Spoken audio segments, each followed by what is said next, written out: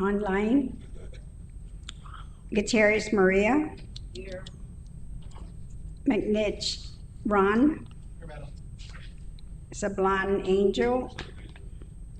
Torres Carl. Okada Mary. I'm here. Guthridge Judith. Present.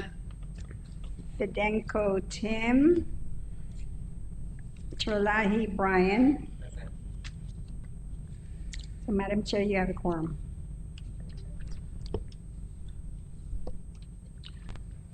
We have a quorum, Madam Superintendent. Ladies and gentlemen, for the record, we do have a quorum. We will move into our consent calendar. You have before you the regular meeting minutes for our June 16th, 2026 meeting, as well as our superintendent's report for our June 16th, 2026 meeting. I'll entertain motions to approve. Do I hear a motion to approve the minutes? Motion to approve the minutes of June 16, 2026, regular meeting minutes and the superintendent's report for the same date. Thank you. We have a motion. Is there a second? Second. Thank you, Mr. Sablan. We have a motion and a second. All those in favor accepting the minutes from the regular June 16, 2026 board meeting, as well as our superintendent's report for June 2016, 2026. All in favor, say aye. Aye. Motion passes. Thank you kindly. Executive Director, do we have any communications? Madam Chair, Yes. just before we go into that, I'd also Yes. like to put on the record that we recognize the presence of the Vice Mayor of Jigo, Vice Mayor Pedro Blas, who is also the alternate for the Mayor's Council of Guam. So whenever Mayor BJ Talahi is not here, Vice Mayor Pedro Blas will be in attendance to That's represent excellent. the Mayor's Welcome. Council of Guam. Welcome. So thank you. Thank you, Mr. I was actually waiting for my time on Oh, okay. letter C, but it's okay since this is what the Vice Mayor of Jigo. Yes. Vice Mayor Pedro. Welcome. We're happy to have you with us too. Thank you very much. Yes.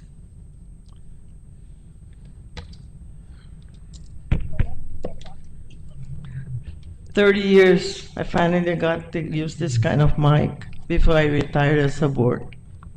Thank you. Anyway, Mayor, you know, the participation of the Mayor's Council is mandated by law under 17 GCA. So just to, because, you know, we do have this reporting attendance requirement. So we just want to make sure that you know, if you're not here, at least now you have an alternate. And that I welcome both of you from the north to the south. Right. Well represented. Thank you. Can I respond to that? Yes, I do acknowledge that in the mayor's council, it is mandated by law. However, please understand also that we are all at the mercy of our community, right? And so when the comment was made last board meeting, the mayor's council did get together and we took the consideration. Yes, and of course. it was never a an idea that we thought about, and so when we stepped up and we asked if we can vote for another alternate, because we especially during the typhoon, Right, we are at the mercy of our community, and so sometimes we come in and then we have to leave right away. Right. And it's not because we don't want to stay, it's because, again, we have to address our community. And so I'm very, very grateful that Mayor, or Vice Mayor Pedro Blas did step up to the plate, and we have been communicating with each other. So Very good. once one of us cannot be present, then the alternate will be Excellent. present. However, if the two of us cannot be present, then we will make sure that a third alternate will also be present. That's perfect. Situs We Masi. appreciate that very much. We're big supporters of the mayors and the mayor's council, and we're honored with your presence.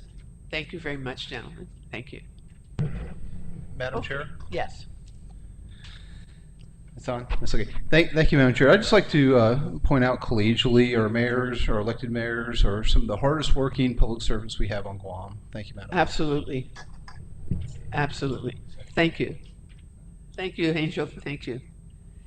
Okay, communications. I'm sorry. Yes. Before we proceed with the agenda, I would like to make a motion to dispose of all action on this agenda of July 24th, 2026. Um, all the others that are in information are available. Okay. Okay, so. So only I know- action items will be only the action considered item tonight. for today. Absolutely. Thank you. Thank you. That's Board my member. motion. Okay, that's the motion. Any objection? A second, do I have a second? Second. All those in favor, please say yes. Yes. Any opposed? Okay, so today we're going to focus on action items for our meeting.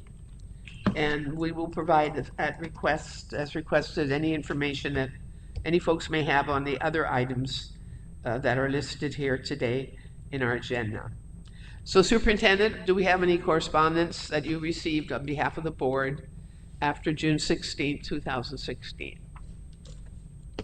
Yes, we did receive an email from a Danko Taburosi, and he's writing on behalf of the Island Research and Education Initiative, and it's a digital resource library that, of course, supports the national vernacular languages and in curriculum in the Federated States of America. So, I mean, Federated States of Micronesia. That's a new one. Anyway, so it's no cost at all to us, no obligation whatsoever. But what it is wanting some support from us to kind of, I guess, like write a memo indicating our support for this program. What it is that they play a vital role in the schools in preserving and promoting local language and culture. And they feel that it would be tailored digital library will complement and strengthen the existing efforts made by here by our Chamorros and all those English and any other languages that are accessible to our student teachers and families. So since we get a lot of children from Micronesia, from FSM, I think this is something that we would like to go ahead and support. Very, very good. So Superintendent, you will be in communication with that organization, right? Yes. And thank you for sharing that with us. That's very helpful and encouraging for our language program. Thank you very much. Is there any other communication? No, that's all I have here. Okay, Madam Chair, yes. well, it's good that we want to digitize language and all that. We do have a Panizacan Chamorro Yep. division, and I don't want to bypass them. Yep. And I think we should send this letter to them Yes. and let them take a look at it and see whether or not this is something that they too can support and not in conflict with somebody else coming in and trying to do something with the language. So once Panizacan says it's good and can inform the superintendent to go ahead and Okay. write a letter of support and probably Okay. her signature and your signature. Okay. But I would certainly want them to be a part of the All right. discussion. So Superintendent, Board Member Sablan is requesting that you consult with our language group and our official language agency and get their endorsement. Yes. And if there's needed for more information, maybe to research it before you write your letter. Okay? Yes, I'm sorry, Mary. Madam Chair, I just have a follow-up to that. Because we do have some students from the FSM community, I think it would be also beneficial for us to access some of these 1,800 resources available to our FSM students Right. as educational resources. Very good. All right, thank you, Dr. Okada. We'll include that in the discussions. Thank you. Okay. Any official reports, ex-official reports that members would like to share? Maybe we can start with the Mayor's Council first. Is there anything you'd like to share with us today? Well, I think that in last board's meeting, the voices of the Mayor's Council, most specifically, of course, the mayors were very much heard. Yes. And I thank the board and also the superintendent for taking that into consideration, right? Because we are the ones that are taking the calls and all the complaints and the concerns from Sure. the community. Sure. Secondly, I know that I did reach out to the superintendent regarding a meeting with the Mayor's Council of Guam, because I'm sure that there are some questions are dealing with different schools specifically that exist in specific villages that mayors would like to address, right? And not only from the superintendent, but also maybe even from your team, the deputies as well.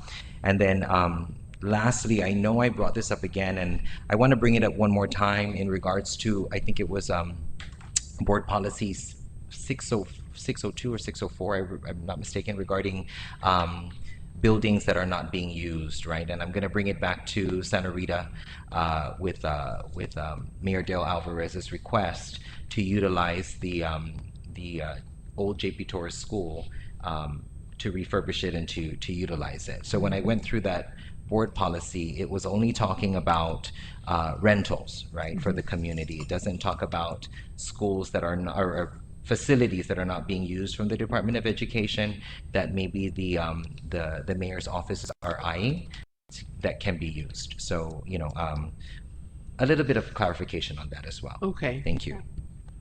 Oh, Dr. Wonfat, you want to? Thank you. This is all new to us too. I spoke to the president, Mayor Alec, yesterday at the Guam legislature about setting up a meeting with the mayor. So as soon as I hear from him, we'll be there. The second is that you are correct that the only policy right now that we have are strictly for the day of classrooms or any one of the facilities in the school. That was legislation that was passed in 1995. Most recently now with the new legislation allowing DOE to lease out schools are decommissioned, we have set up a committee. The board had appointed several members. I've also had my finance deputies sit in on that meeting to come up with SOPs for the leasing of not just schools, but actually even classrooms. And to even push that further is that I've requested through the legislature on this most recent budget act is to allow us to look, if not go out and do a real property evaluation by hiring a certified, evaluator, is that to allow us to use what they call the prevailing rate wage, per square footage in a particular village, like for example, let's say Tamuning. So that will give us something to work with and play with.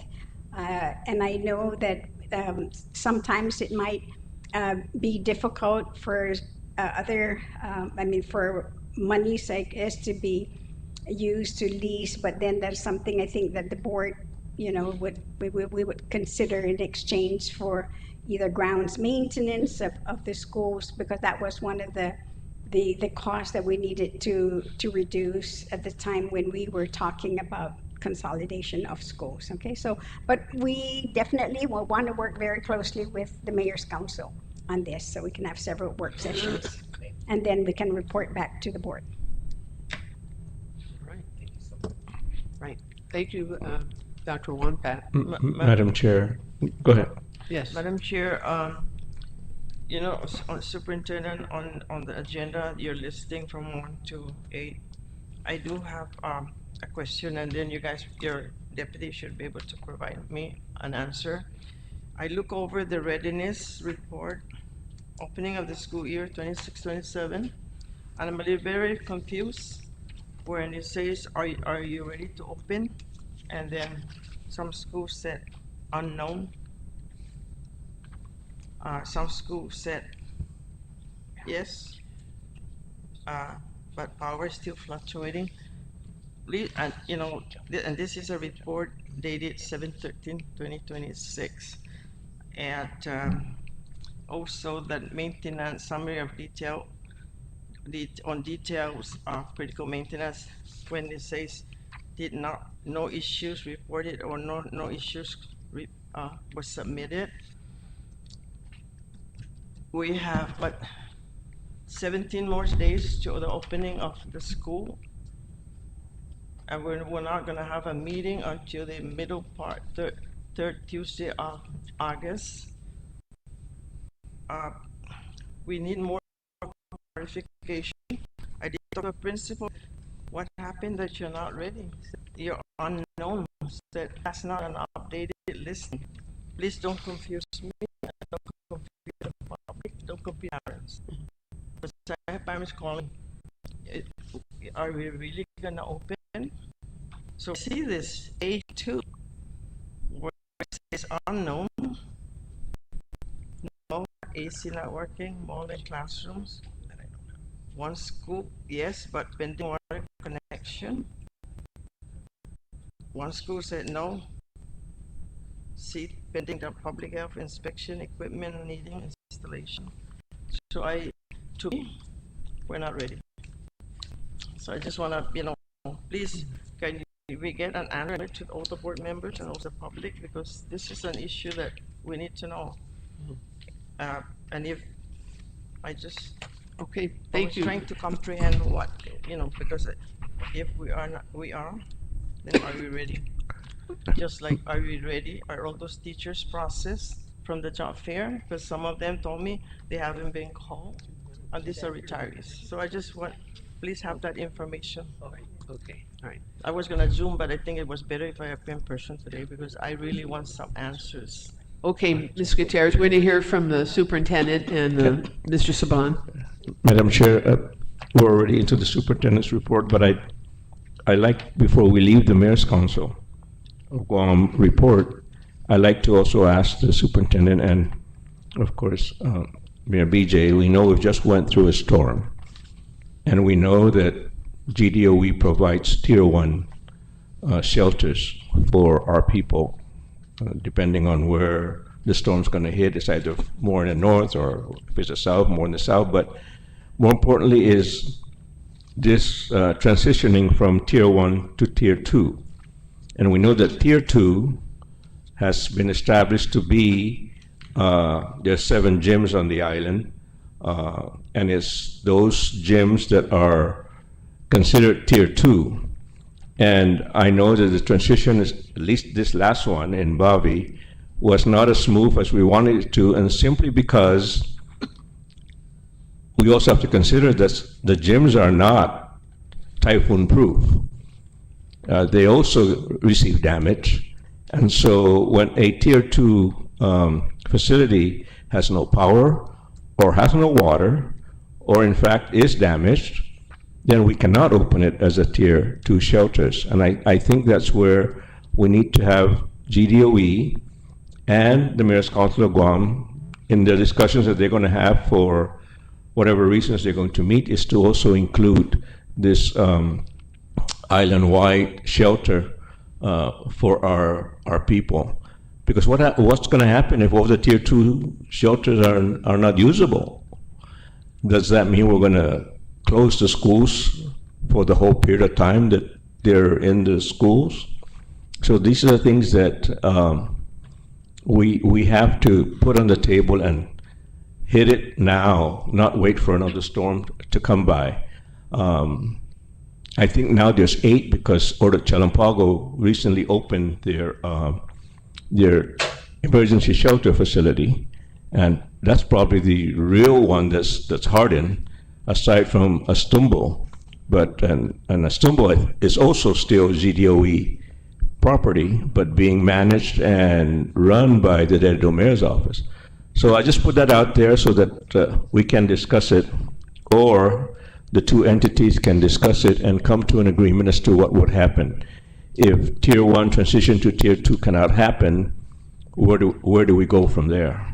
And what happens after Tier 2, after the shelters are done? I mean, let's face it, the legislature gave money to GDOE to buy supplies and materials for all these Tier 1 shelters that are being used. I didn't see anything where the legislature gave the Mayor's Council of Guam any money to operate the Tier 2 shelters. Yes, they gave them money, but it's for their use in their villages for their other necessities. So maybe that's also another item, that if we appropriate money for from the legislature for Tier 1 shelters, that automatically there should be some money appropriated for Tier 2. Whether they use it or not, that's, we just have to wait and see. If they don't use it, obviously it's going to be returned, but at least it's there. So I just bring that up so that you can discuss it, and I just wanted to do that before we left the Mayor's Council of Guam report. Thank Madam you. Chair. And I shared also, Mr. Sablan, because the northern part, I'm now right there in the northern, and I know.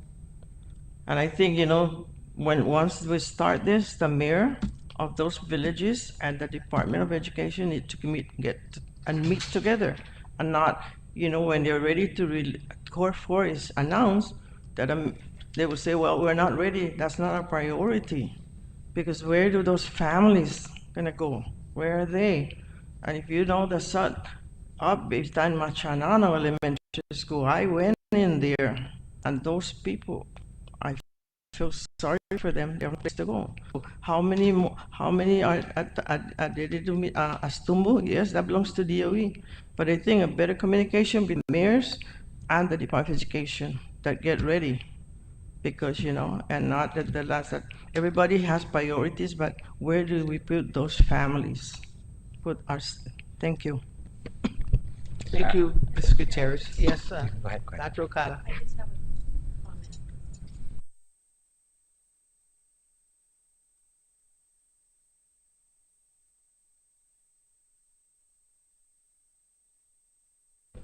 Okay, thank you.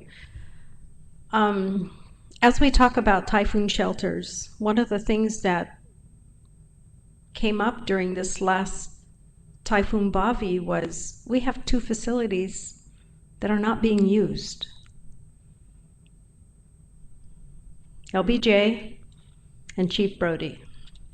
So as we get into the academic year, in order to avoid disrupting instruction, can we look at those 2 schools until such time that, you have them out for lease for whatever entity? Having participated in some of the recovery for Typhoon Sinlaku, there's a lot of cleanup that needs to happen at LBJ. The air conditioners are still running. There's still books in the classroom.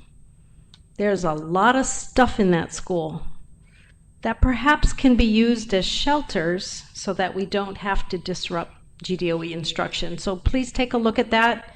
I know you're preparing for the school, the start of the academic year, so it's not something that you need to consider today until all the schools are open, but I think we should consider identifying it.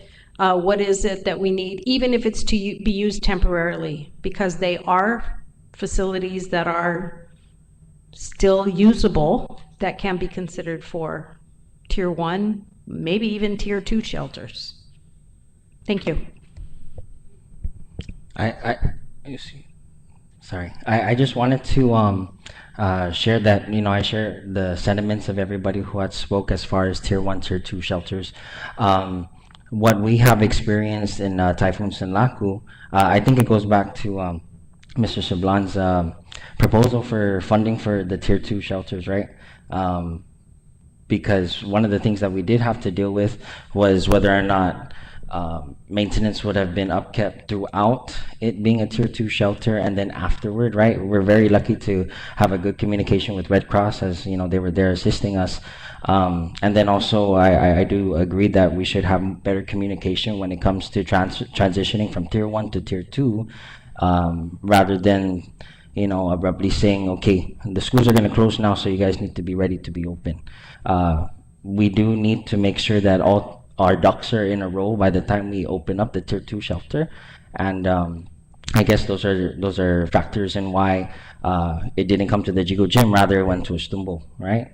So I think better planning for the future, but then that's a great idea as well to utilize these schools that are not being used at the moment, just so it can kind of take, just like Mayor BJ said, we're at the helm of our constituents first and foremost, right?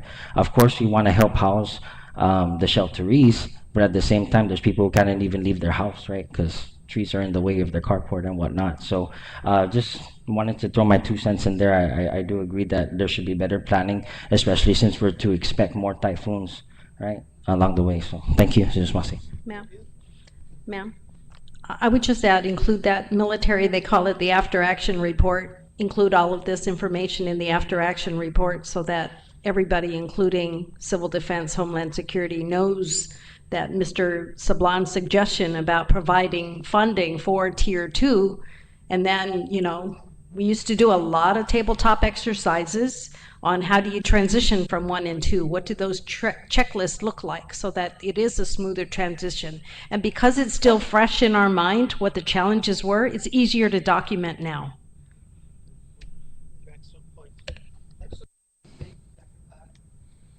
Superintendent, would you like to perhaps address some of these matters as part of your superintendent's report, please? Yes, Madam Chair, thank you very much. Many of those issues that you brought up is actually all part of the report. But I'd like to start out with our strategic plan. And there is this timeline that it should be expiring by the end of this year. And my deputies have actually been looking for data to see for any or action that have been taken, and we're not able to find all those. So what we did, and it should be in your packet, is the DGOE strategic plan. So the first phase that we just worked on, it took place in June and July, which is the first phase that says the portrait of our GDOE graduate. What do we want to see from all of our students when they graduate? And a lot of the deliverables that you see there is that there's a strategic planning task force that was set up, the timeline, and stakeholder engagement.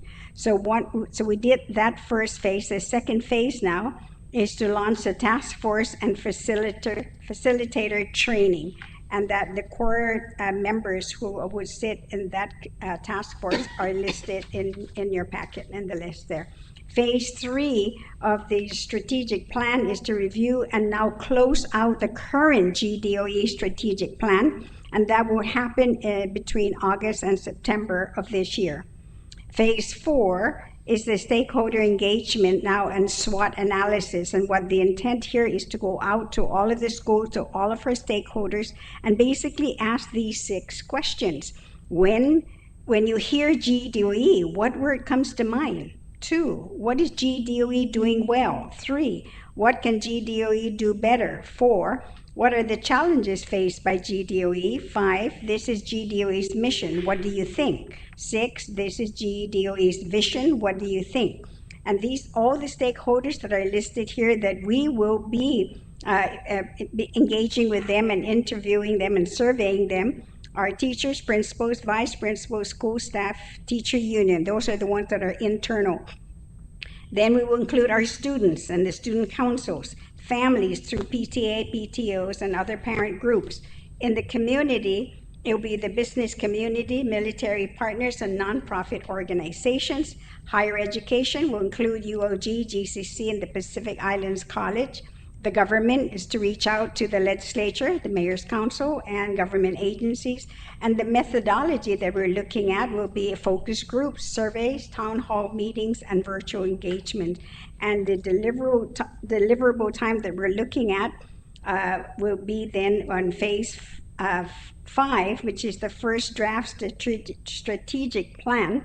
That will be done by November and December. And then in phase 6, when we develop the metrics and strategic data framework and monitoring, that will be December and January, and that will be then presented to the board.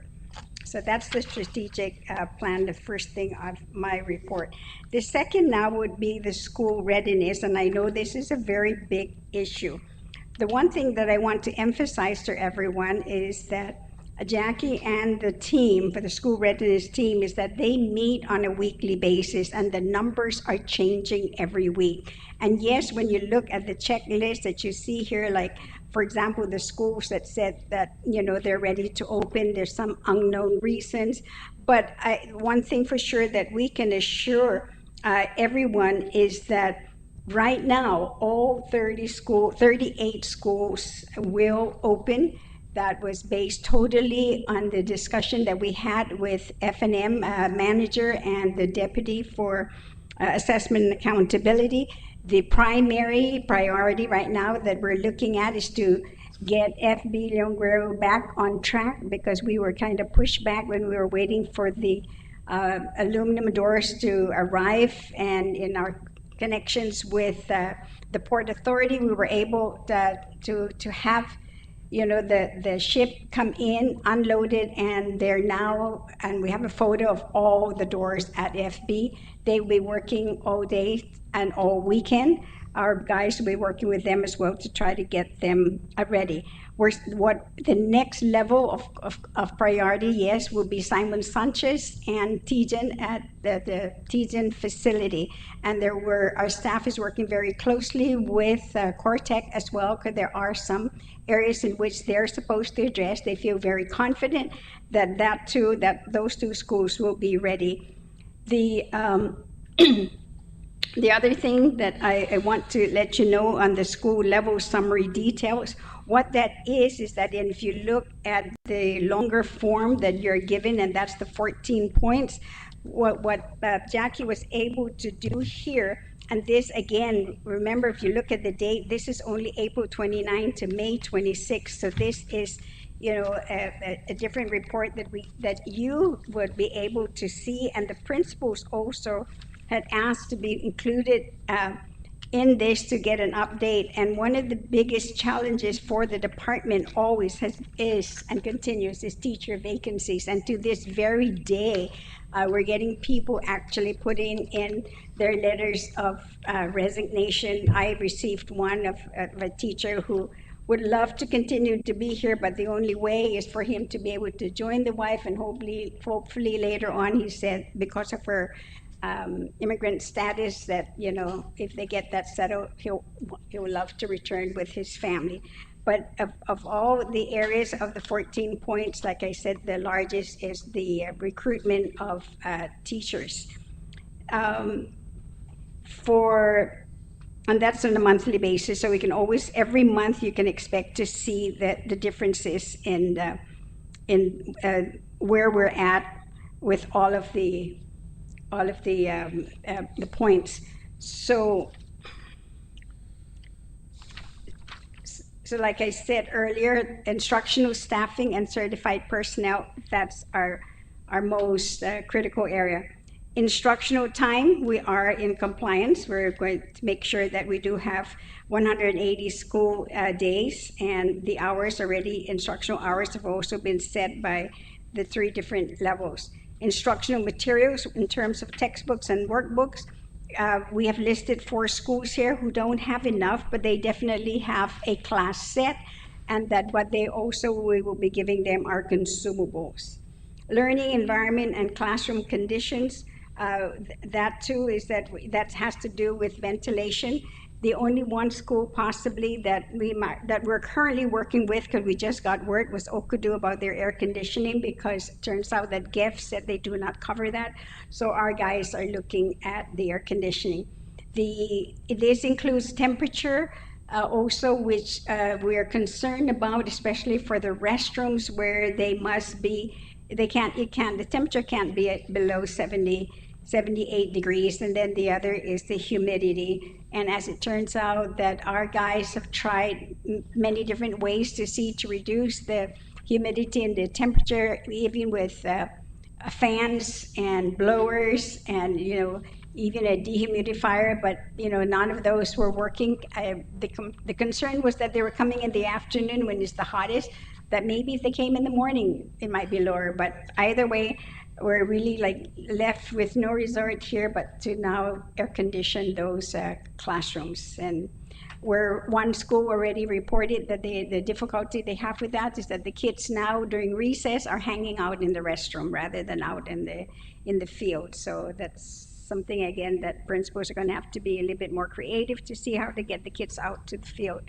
In terms of facilities and infrastructure conditions, what we're doing here, and we're setting this as a priority, is to make sure all of our schools we're getting them ready and to pass the DEH inspection. We have 7 schools right now that will be inspected, so therefore our guys are there and working with the school principals and the staff is to make sure that we do not get any demerits that are large. So they're looking at the largest demerit and addressing and fixing those and are working their way down. Now, granted, they may not be able to get to some of those that might be 2 demerits or 1 demerit, but what's more critical are the larger numbers, the 4 points, 9 points. That's what our guys are working with. So our workers have set the priorities, like I said, FB Leonguero, Simon Sanchez, and Tijan, the schools that are going to be inspected this year because they do this once a year. Then that means all of our schools, as far as DH is concerned, are definitely then what we call ready to open because it will be a healthy and safe environment for our children to be in. The only concern that we have 95% compliance, yes, for our flushable toilets. What we're finding, this is something that I know we need to probably try to reach out to parents to help us with this because no matter how many times we fix our toilets, we put in brand new toilets, we put in the high pressure toilets, kids somehow always manage to find something to stuff the toilet and clog the toilets. That's been a problem that our plumbers have been finding throughout the schools. At one time it will be a whole roll that they'll take and put in the toilet, but they're finding other things now. They're being thrown into our toilet, causing, of course, the clogging. Transportation and student access to schools. We have listed several schools. We have 9 schools that have been regularly been reporting that the children are being dropped late, but we are having that conversation with DPW because what that does is that then once the children comes in late, then there's no time for them to eat breakfast. There's loss, of course, of instructional time, and then getting them, supervised and sent into the classrooms. We're having the same problem as well for after school busing delays. We have about 12 schools that are affected with that also. So we are working closely with them. We're hoping that because now that we're going to be out of double session, then that means since those buses, in the late afternoons that we're picking up or early drop off now would be used to address all of these schools. So that is the 14 points, basically in terms of what we feel are really critical in terms of getting our schools open. On the finance report, we're happy to say that in our weekly communication with Ernst & Young audit, the update here is that we started out in our communication portal that we have 17 requests and from them, and we're down to 3. So we've been really keeping up with that. Our financial loading and new grant funding for CG at one time, at least we heard that it was at 35 million. Currently, it's at 21 million. Whether we're going to get the difference, we still don't know. For the end of the fiscal year closing, we've been highly criticized by OPA about late reports, late filing for our audit, and we're the largest agency. And when we are late, then we delay everything for everyone else. What Franklin Leonguero has been doing here is that he's been actually now laying a foundation in which then now we can make sure that we start closing out our books on a monthly basis so we can effectuate a smoother and closing for the next school year. So that's the goal in which we're working, and we're going to put it to a test this year to make sure then that we won't be late in turning the audit in. It'll be the first for us, but we're working towards that. We have compiled all of the expenditures for Super Typhoon Bobby. And we're making, good use of the $250,000 per shelter. I want to stress and let you know that And Dr. Okada, for what you say, because you're right, the experience is just so new to us. So we would have a debriefing after so that we can look at all the things that went wrong. What are the things that are good that we can carry on? So we did that for Sinlaco, and we saw several things that really would help us in the next typhoon, which is Bobby, and that's exactly what we did. When we heard that we got the funding immediately, all the shortfalls, all the things that we were paying out of our own budget, such as all the toiletries. If we use up a school's, whole your toiletries and cleaning and sanitation, supplies, because they were not provided by the legislature or not even through FEMA or Red Cross. So that's exactly what we did. We knew from what we've learned from the past, and we're taking care to make sure that we don't have that, problem. One of the biggest ones that affected us the most that I want you to know, because it is a large amount that we're going to spend, and that is to get a fuel tank and a trailer. And reason for that is because when one of our schools, the generator was very low, we called company to get in. They said, sorry, they can't deliver, not at that time of the storm. We called Public Works, they couldn't deliver. And and we were left without with any kind of additional fuel to top off our generators and even our water tanks. So those are some of the expenses that we're incurring right now to make sure that we don't have that problem as well. So that there are others, and we'll share that with you when we give you a breakdown of all the things that we have purchased. Let me see. The 14-point summary. We did that already. The opening of the school year, all schools, all 38 schools will open August 10th. For all of our teachers and staff, they would report on August 5th, and then we'll have on August 6th to the 7th a school level PD. All of the principals are sending that information in for those particular days. For FB, in terms of ending the proposal, we have here two different reports. One gives you a report for Simon Sanchez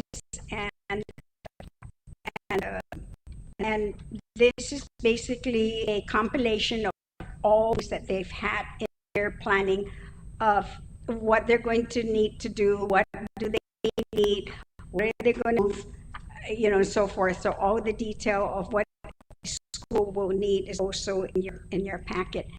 We also included the same thing, a different plan from the very beginning for FB. At the time, when the first thought of is that could we leave the incoming sixth graders at their feeder schools, while we try to fit them, repair FB, and then with the offer or the deposit of $8 million from FEMA for the 20 classrooms, then we didn't see the need for that. And then the 24 classroom units from the Guam Housing Corporation also that was offered, the same thing, all that will be able to address all of the children coming in. Now, there is a problem. We ran into a snack here, is that turned out that the company could not continue with the building of the 20 classrooms, primarily because they didn't get permit from DPW. So what I've done is that I've requested for language to be placed in the budget, this budget bill also, and that language was because the bill had never passed, was that to allow for school to be on GHC property. So that's the language, that the amendment that was put in the budget bill. So, and that passed, but the bill still remains, of course, unsigned by the governor, whether signed or veto. That we don't know. The next is on this consolidated grant, CG 23 award. We closed that on January 30th, 2026, and we have approximately $587,000 was unliquidated, which we found out were indirect costs, and we were given the same amount percentage when we met with US DOE. But now, what we need to put in is to request approval to start to draw the indirect cost.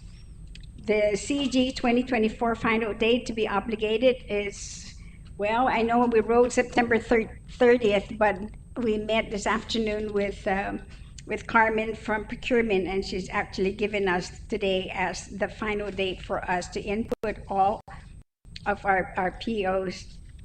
And so our people are feverishly working to try to get that before the day today. Bobby report mentioned to you before, message you, is that we did open 5 schools, 3 in the north, 1 at Central, and 1 in the south. First in Laco, we did 2 in the south, 1 at Central, and 3 north. So, but when we were looking at the data, we decided that 2 things. One, of course, is that the 2 schools that we were going to open in the south, their generator wasn't working, so that we ruled that out and decided to open instead is Chalampago Ordat, because it's listed as one of the 15 shelters. We did not open GW at the, primarily because in our restrooms at GW, where we would place the shelters, has those high pressure toilets, and we did not have the capacity for the flushing of those toilets, which we just recently took care of now by building an elevated tank through elevation to be able, and our have tested it, and it works really well. We can also handle the showers as children there. So we didn't open for that reason. We decided about 2 days after to consolidate at the Central and South, move them over to the 3 shelters up north. And when the governor declared Core 4, we found ourselves down to those 3 schools, and we were having difficulty having to continue to man the shelters because they needed to get their schools ready. So we consolidated even further and then left 2 open. We were working, I personally was working very, very closely, yes, with the mayor of Jigo, because the gym was actually used at San Laco. But this year the mayor said that it incurred some damages. She could not offer it to open it as a shelter too. I met with the mayor also from Dedido because of the Estumbo gym, which also is a tier 2 shelter. The gym incurred a lot of water. We offered ourselves to help out by providing the vacuum, the wet and dry. He asked us if electricians can go and look at the rest lights, and we did that, and then they were able to open.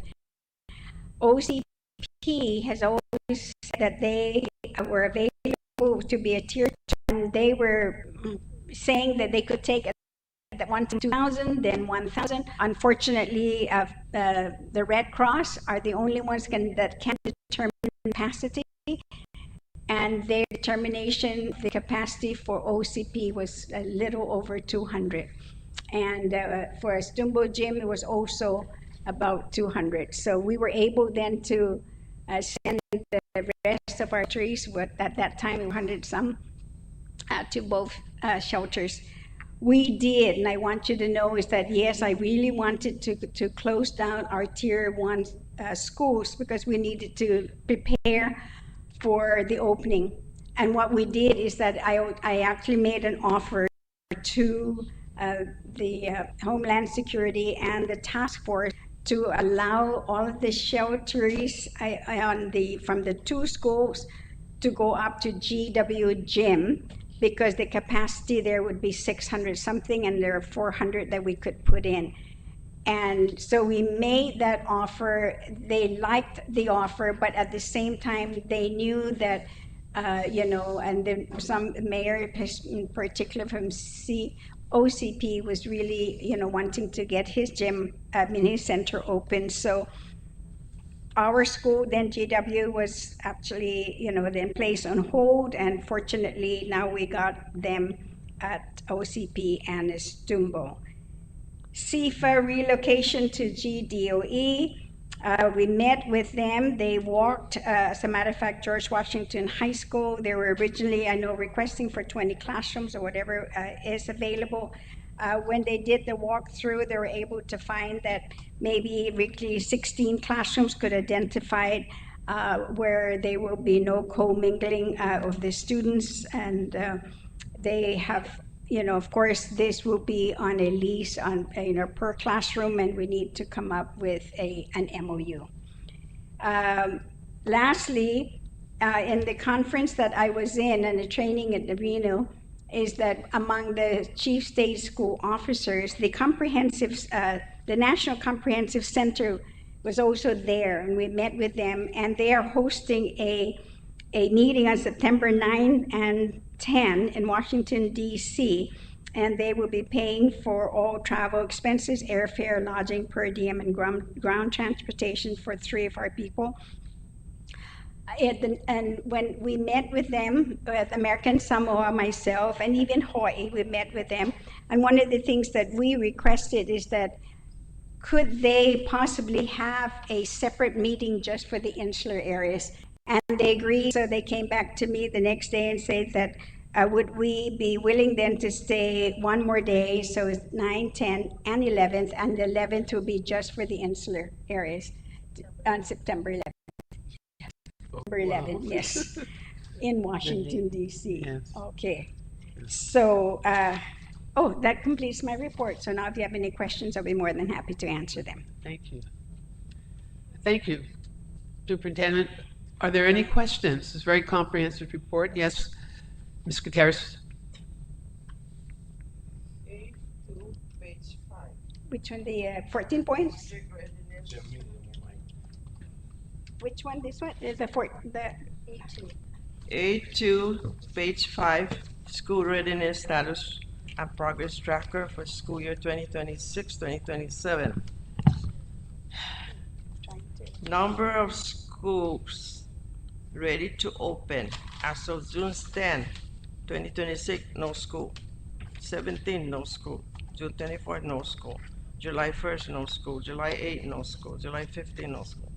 Percentage of schools ready to open. June 10, 2026, 0%, 0%, 0%, all the way to July 15. I'm very confused.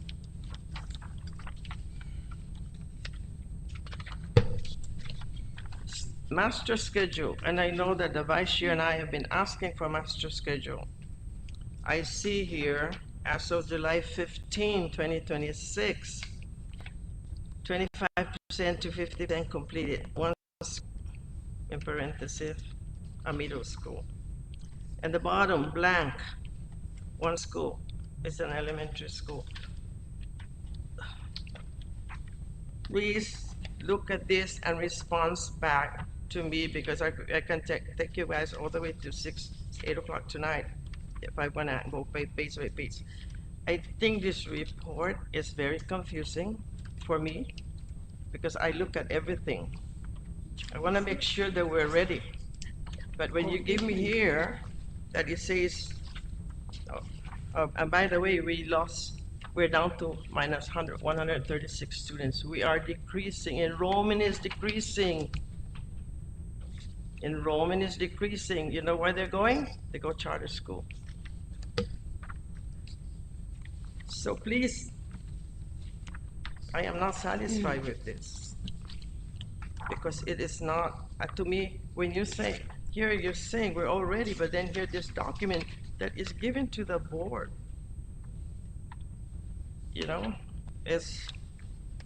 I'm not comprehending. Thank you. Mrs. G, though, if you look at the completion status, what was written on July 15th, so that's the last report. So we're now July 24th. They're constantly on a weekly basis always changing these numbers. So more and more then of the school principals have indicated that they've turned in the master schedules, that they've also are able to get out the student schedule. There was, or there is a delay, and that was relayed to us by FSAIS. Franklin, maybe you should explain that better than I about FAS, that they were not able to, I mean, we didn't, they had to, you had to shut it down first Yes. of all during the typhoon, and then where we're at today. Yes. So, unfortunately, during the typhoon or just prior to the typhoon, we had to shut down our entire computer systems to protect them. We have a procurement in process to replace the switches, the network hardware, if you will. Some of our switches are 15 years old, and in the lifespan of electronic equipment, 15 years old is obsolete. So they're not even manufacturing those switches anymore. So we have cannibalized as far as we can cannibalize. We can no longer cannibalize anymore. So what we have in the system to provide Wi-Fi and connectivity to all the wings and all the schools is all we're going to have until the new procurement is finalized. So we have to protect that system. When there's power surging and everything, we have to shut down. But there are consequences. When you shut it down, then they don't have access to the power school. They don't have access to the munis. They don't have access to the software programs that they need that they would do day to day. And so it's a choice. Some people ask me to turn it back on, but if we turn it back on, then power fluctuates. That school that gets hit will not have internet connectivity for 3 months, 6 months. The risk is too high. So that caused a delay when we had to shut the systems down when the typhoon came unexpectedly, but we had to protect the hardware. And so now that we've come back up, we have come back up, the systems are up, there was no damage, and that was because we took the precautionary measure of shutting down. Unfortunately, there are domino effects, and that's what the superintendent's talking about now. They couldn't get into the system to finish some of their master scheduling and things like that.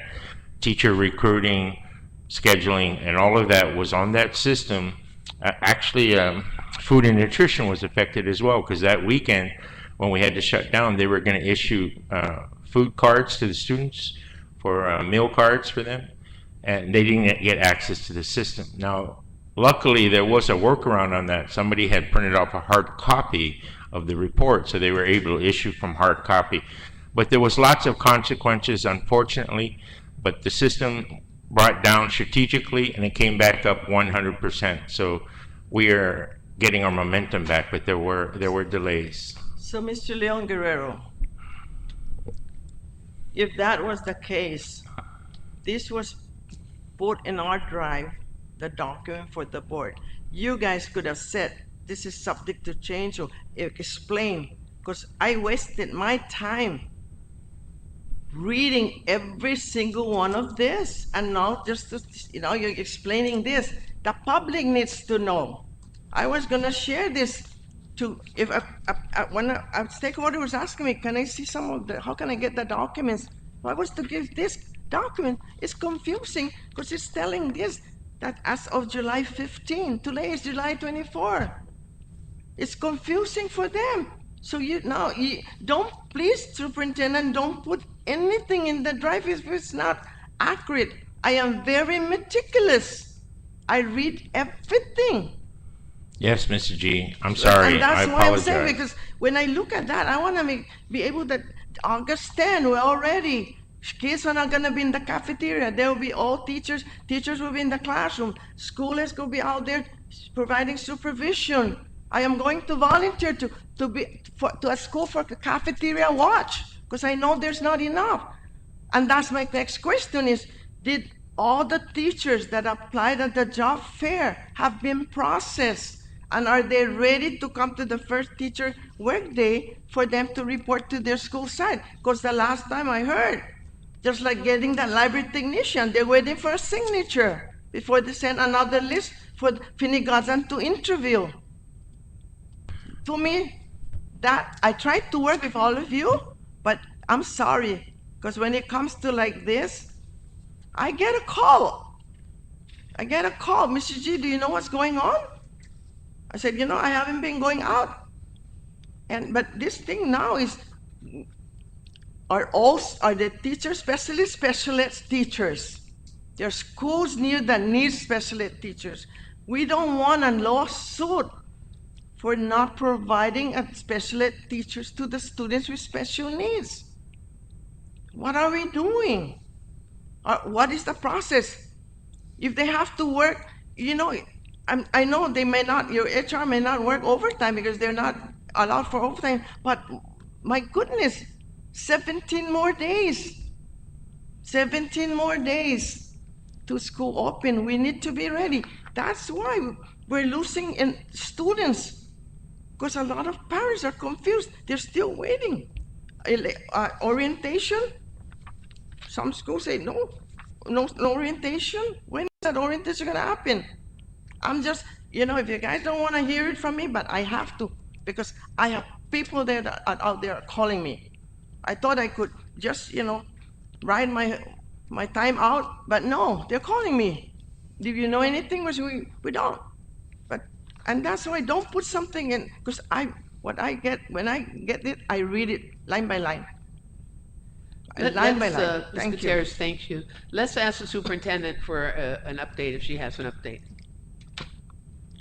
Well, in my conversation with Jackie as well, and maybe Jackie, if you want to chime in, but I know that she speaks to the principals almost on a daily basis and messaging them and asking them to update the information. I asked her also in the form that we listed for you in terms of how many schools are ready, and some of them are saying it's unknown. And the response, of course, to that, are things like, Jackie, do you want to? Thank you, Superintendent and honorable members of the Guam Education Board. In working with the principals entirely for our GDOE and listening to them, as well as what are their issues, in completing the district readiness report. And by the way, this report is done weekly. And on a weekly basis, I monitor it, and I also work with someone in our office that puts the data together to be able to really tell the story of where we're at. I'm finding out that different people from different schools have also given assignments to be responding. And so what I have done differently on the last report was I've shared the summary report to all the principals, and I've asked them to verify their data. And as a result of that, of course, there were revelations, right, that came out, how it's done, how it's processed, how they're responding. So this time, on the next report, which is, again, a weekly report, a summary will be given with a more up-to-date where they're at with everything of the indicators that are written in the readiness status and progress tracker. But overall, our principals are saying, and really I believe in them, that they are working towards opening August 10. And they're saying we will open August 10. Working with all the staff and everybody that they work with, the staff, outside agencies, these are some of the things that we're noticing also and noting on some of the concerns, right? But their hearts, their hands, their feet, it's all about getting ready for STEM. And I think that speaks our leaders at the school level. In spite of Sinlaco and Bobby, they continued doing all the extra miles. And I know the barriers or the struggles or the challenges we met up. We work closely and we try to just give them a little flexibility to be able to really respond to all the many questions that we have for them. And why we put this out? Okay. It's because we want to be as open and transparent with everyone. that this is what our principals are reporting to us. Okay. Okay, but is it subject to change? Yes, because it's a weekly report. And so on a weekly basis, from today, this morning, and the end of the day, it's different. So I only ask that, you know, I know we're only 17 days away, but I ask also that we grace and we trust, and not that you don't, because you already have given us all this, but we will show that we will be ready for August 10. And the numbers here will be different. The way we were reporting it is really just the status of the school. So if you're done with your let's say your professional development plan with maybe 50%, okay, we're gonna note that in. If there's a school that's left blank, guess what I do? Pick up that phone and I call the principal. What's going on? How can we help you? Okay. So there are lots, and I do understand our members who are very concerned about this because of, you know, our constituents, our parents, our stakeholders, and we need to answer to them. So if at any time that you have any other concerns with this, just call me, message, and I'll try to really respond on those. Thank you for your time. Julie and I, by the way, Deputy Julie, work closely on this process. I won't be able to answer facilities and critical areas of the school without the deputies that we work with. We all work as a team. So Deputy Julie, you want to add a little bit more?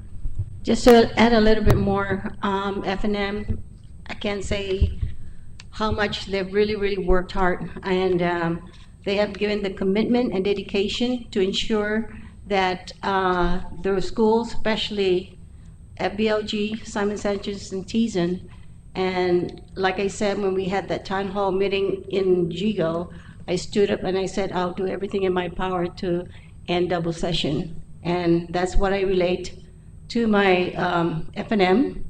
And we are working on the clock to ensure that's going to be realized. And we are progressing. So FBLG's inspection is Tuesday. So the door's already being installed, it's completed. There's there's other areas. We're getting ready for the phase 2. So phase 1 for FBLG, we passed. So now we're in phase 2. Phase 2 will be Tuesday, July 28th. At the same time, Antalan Middle School is being inspected. So as you can see, and I asked that the principals, I know there's areas that we need to repair, but at this time, just give me some time to address FBLG, Simon Sanchez, and the schools that are up for public health inspection. So, you know, right now, we have, since January, we have 14 schools with an A, 6 schools with a B so far. And that, I think that's amazing, Yeah. right? So we are really working hard, and they are monitored.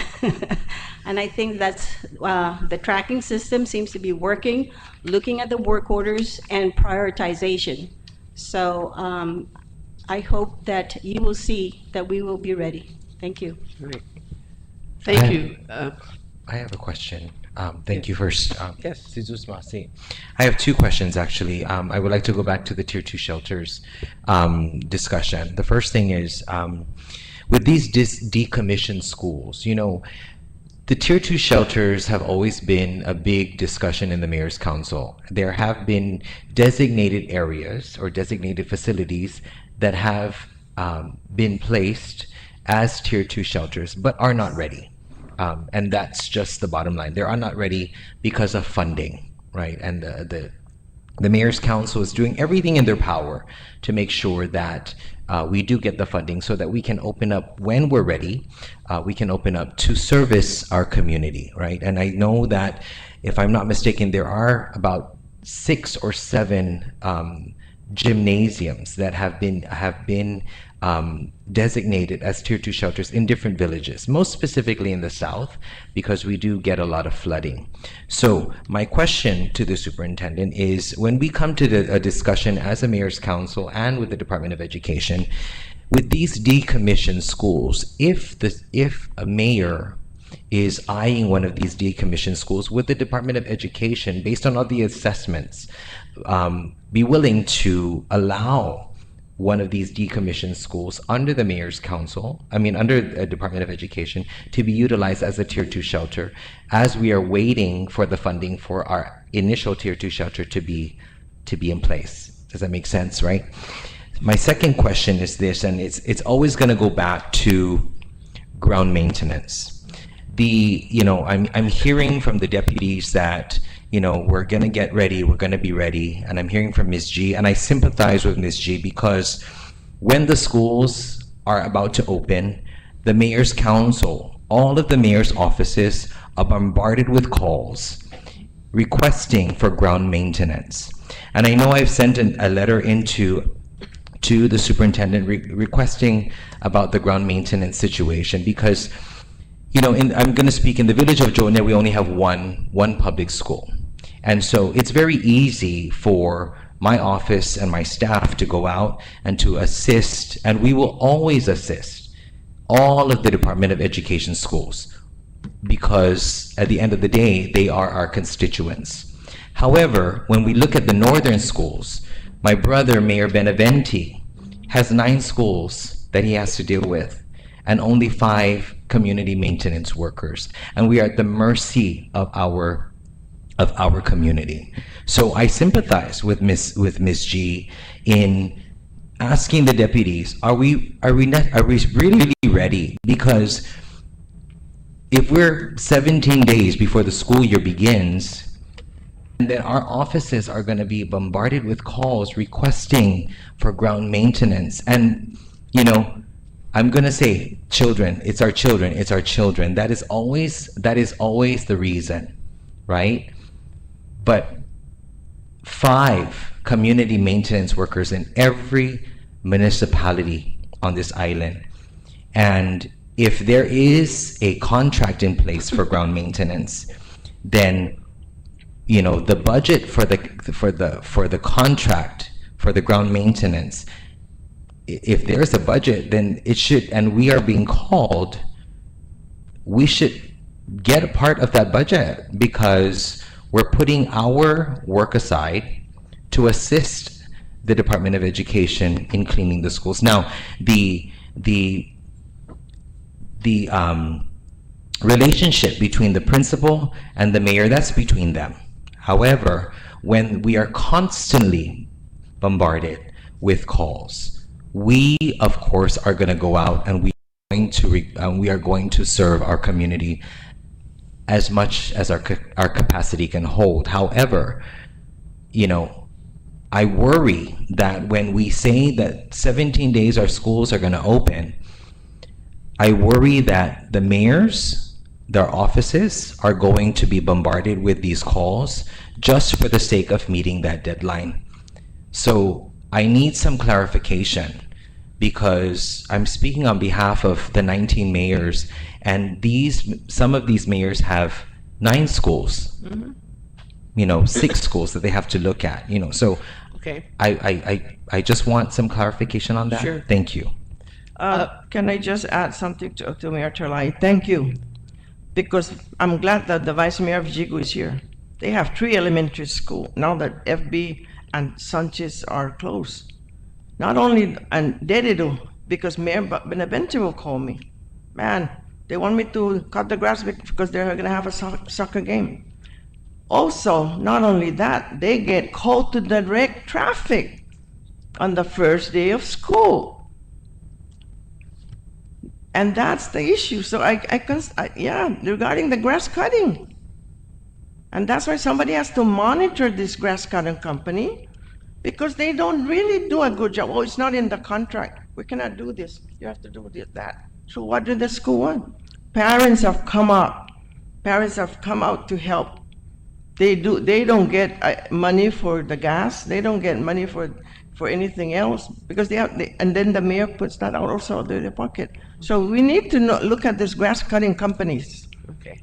Well, let's give a chance first to the superintendent and Mr. Leangro to give us an update on the ground maintenance, please. Okay, thank you. First of all, I guess I'll give you guys some background information here. DOE has always contracted grounds maintenance, and you're right. There are times I know principals, their mayors who would always ask for assistance, and the mayors have been very cordial in doing such. When I became, I knew that, okay, being a former school principal as well, is that I had proposed, and it passed in the legislature. We took DOE's contract and how much DOE was paying for every school. And I transferred that money to all of the mayors.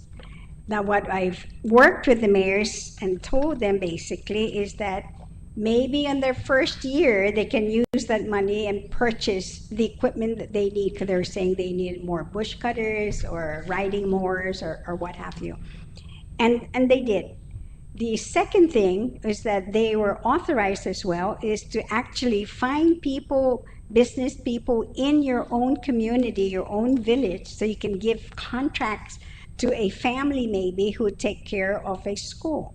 So the mayors were allowed to do that. So the mayors have been doing this for many years, and it's true, when I left the legislature, so I've never dealt with it. Later on, they told me they didn't want to do it anymore. They want to return it back to DOE.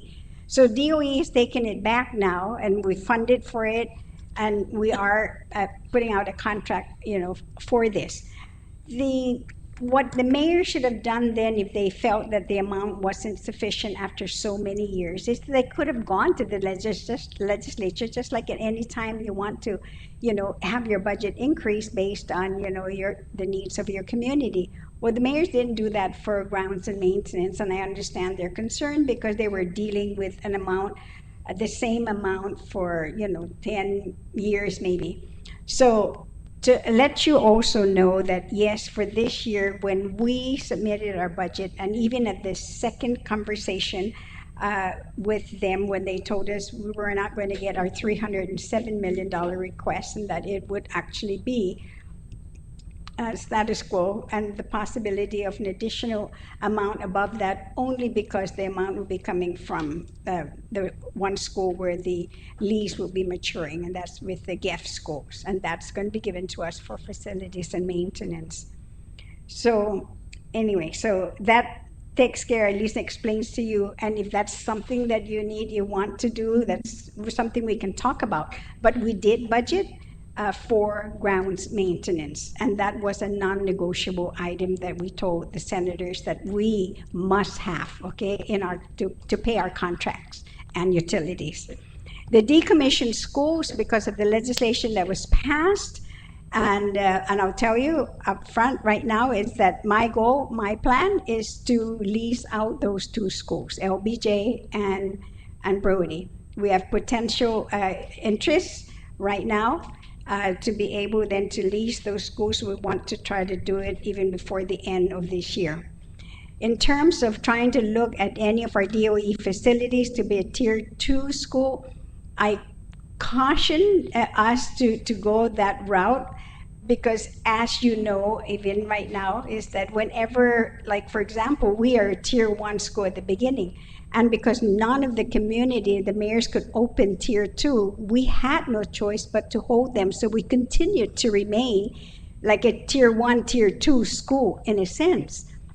But the good thing that the mayors could do actually, and I've spoken to some of the staff at the governor's office before I left, and also I had some conversation with Gura on the fix and 6, is that FEMA paid for my schools, all the schools that are tier 1 schools, meaning they provided a generator and a water tank.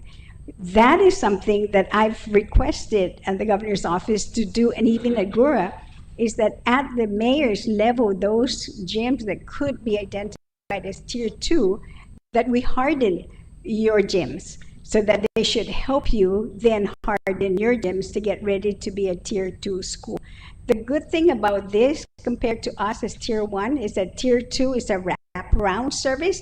That means they'll take care of everything from beginning to end in terms of even, cleaning the facility, feeding everyone 3 meals a day, transporting them, all day. That was all being addressed by Red Cross compared to us at our school, what our schools and what our shelters could offer. So I think I answered all of your questions, but yeah, exactly. If I could add, Madam Superintendent, I just want to clarify on the grass cutting contract, grounds maintenance contract, no mayor should be asked to cut the school grass. Well, I'll tell you why. Because the grass cutting contractors never hesitate to come to this organization and ask for payment. They would be paid, so obviously they're cutting the grass, they're doing the grounds maintenance. Now, who is confirming that they're doing the grounds maintenance? We will not pay until we have the supporting documentation from the school signed by the principal that the grass cutting was done according to contract specifications and was sufficient to be paid. So we are paying the grass cutting contracts because of that validation and verification by the principals. So if that's happening, why would there be a call to the mayors to cut the grass? We're either paying somebody who's not cutting the grass, or I don't know what's going on, but we do have a contract in place, just to let you know. Mr. D'Anguero, may I ask a couple questions? Just clarification, these contracts, what are we paying, a good idea, what does it cost us every year? Or what will it cost us for these contracts for all the schools?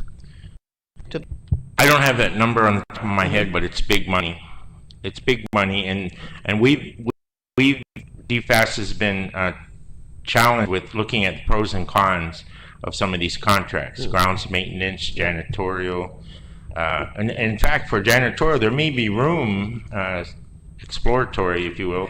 Janitorial, some of the schools have the option to take the money that we would have paid to a janitorial contractor for that school, and they clean it themselves, or they have staff volunteers, or they have family members in the community. That is allowable, and we have 2 schools taking advantage of that right now. Right. So maybe we could work something similar if there was, we're not against staff or community members or parents wanting to do or the fundraising. PTOs. Yeah.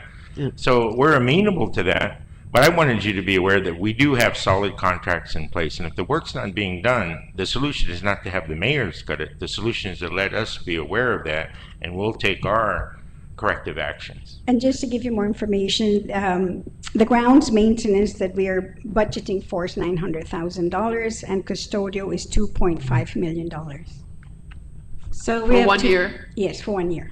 So we have 2 contractors for the grounds maintenance, JJ Global and GCM. Both have, all the schools received their calendar. So both of the companies they have all days, every day for the month of July, and there's one for August, and it's all scheduled. Now, once the grass cutting is complete, a staff F&M, a superintendent or a supervisor goes and double checks. They initial the invoice. We will not pay the invoice unless it is initialed by this F&M. And if it's not done satisfactory, they have to go back otherwise we will deduct. Yeah. So that's what we're doing. Thank you. That's very important to hear. And I think your approach is a good approach. I'm really surprised that a principal would be calling, asking for help when we have these contracts in place, unless the contractors are not performing the work properly.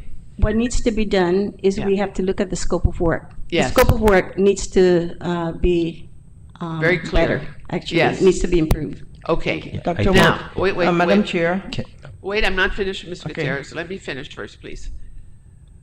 I want to encourage the department to take advantage of the public law, by the way, which I authored many years ago, that gives you the authority to do cost-benefit analysis with respect to how to best provide maintenance services, janitorial services, cafeteria services. You have that option. If you can show cost-benefit analysis that it's cheaper for the department to do it itself, or to work with nonprofits to do it, or village community groups or families that have a license to do it, then you can do that. But you have to go through the process of a cost-benefit analysis. And frankly, I think the board should request for that, to realize and to find alternatives that may make more sense, create jobs within the village, among families, among interested groups, so that they have the opportunity to participate. You know, we don't have to farm this all out to private companies, because frankly, Mr. Leon Guerrero, I have to tell you, I'm not always satisfied with private contractors. I'm not. I understood, and it was been made clear to the principals, and maybe we can refresh their memory. If they are not satisfied with the quality of the grounds maintenance effort that they just received, do not sign that paper. Right. Or put a note in there saying, because we look at every piece, we don't pay them until we review all these ground cutting assessment sheets, summary sheets. So we don't have any problems on the sheets. We have a signature that the school's authorizing. Actually, these companies actually coordinate with the school, what days do you want it cut? So I'm telling you, they're very cooperative, and as far as we know, they're doing a good job, because they're always here, you know, when are you going to pay me, when are you going to pay me? The paperwork has to be right, the signatures have to be right, the satisfaction of the schools has to be right, then we pay. So it's very confusing that the mayors will get a lot of phone calls, because that information should have made it to us, and we could have taken corrective action before it ever came to you. Well, can I ask, I'm sorry, Ms. G, can I ask if we can go a step further? With these contractors that you have in place, can the mayor's offices get a schedule of when these contractors will be coming out, so that we are aware? And if we do get a call in our office and we're going to tell them, okay, the school is going to be cut on this day, and then also, I don't know if this is right to ask, but also the scope of work, because a lot of the times, you know, maybe the scope of work is not, you know, and like what the deputy said, when it's still in a work in progress, right? So, or improve it, right? And so maybe if I can ask for those two things, I think that will be helpful for the mayors. Yeah. Very good, very good. Absolutely, no problem. We'll provide it. Good suggestion. I think the main interest now, and Mrs. Gutierrez is correct, this board wants to make sure that those housekeeping functions are done before school opens. And I give you an example. The other day I was very happy. I was so happy.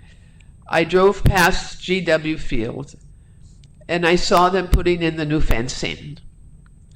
And what a difference that makes for the people to see that there's efforts to improve the fencing at the school, and it looks really good, by the way. You know, those things need to be done before school starts, as much as possible. And the grass is a big issue. We don't want the students to be walking with weeds on their pants or whatever it is, you know. We want the schools to look inviting. So Mrs. Gutierrez is correct. We want to be assured as a board that those housekeeping functions will be in place before school opens. And I have a suggestion, Mrs. Gutierrez, maybe you can comment on it, that this board's going to have one more meeting before school opens, a special meeting, so we can get an update, if everyone agrees, to get an update, a very short meeting, because we don't want to distract our employees from their work, but just to give us an update, or to give us an update in writing, let's say in the next 10 days, so we feel more assured that our schools will be ready and will look proper and inviting to our students when they open. I'd like to make that request to the superintendent to give us an updated report, and if a meeting is necessary to help in some way, let us know, and we'll schedule a special meeting. Thank you. Madam Ms. Chair. Gutierrez. Thank you, Mayor Terlahi and Vice Mayor. Yes, the mayor will want, and you guys are new, okay? Mayors used to receive the money for the grass cutting, and regardless of how many schools they have in their village, they get the same. The same amount. I remember, I'm 82 years old. I remember Mayor Parco requesting DOE to please measure, I don't know if Mr. Sablan was still at the mayor's council, measure the schools, because some schools have a small area, but for him, San Miguel is down there, you know, but nothing ever happened. And that is why. And even Mayor Alvarez Sr., I get, you know, so they changed to the contract. When you say that the principals should sign, let me tell you, my former colleague, Mr. Charglev and Ms. Lusa Nicholas, we were visiting school before the school opened. And we went to a school, and it was dirty, and it was contracted. And they're supposed to sign that everything is right. Let me tell you, some principal, they just let their clerk go check, come back, sign. I went to Truman Elementary School with Ms. Benavente, former board member. We came to a Truman, and the restroom, the toilet bowl were all covered, except one with trash bag, because they were broken. I called Mr. Santos, who was acting superintendent. You cannot open this school. There's only one working toilet for the girls and one for the boys. Thank you to Mr. Filtovis. They did work over the weekend to get it ready. You say, Mr. Leonguero, that you're surprised the principal are calling. There's a middle school in Dedido that calls Mayor Benavente. Can you cut the grass because they were going to have a soccer practice? Can you please cut the grass because we're this and this and that? Even when there's a vendor. There's a vendor. So, you know, this is what Mayor Terlai is saying, that they still call the mayors. So make sure that that principal goes out there, just like when they go to the cafeteria to test the food, that they're supposed to be the one to taste and sign. Even the custodial services. Let me tell you, I like to visit schools. Now the first place that after I sign in at the school, I go is the restrooms. Okay. It's not done. It's not cleaned properly. But yet they sign everything is right. Yeah. And I don't want to I have parents that call me, my child will not use the bathroom until they come home, because it's not clean. And I do go to a school and I go to the back side when there's a bathroom in the back. I go outside and I go to the principal. They said, did you sign it was clean?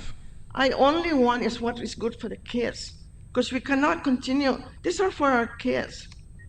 And even our teachers, our employees, they shouldn't be allowed. Their cafeterias that have the restrooms inside their cafeteria.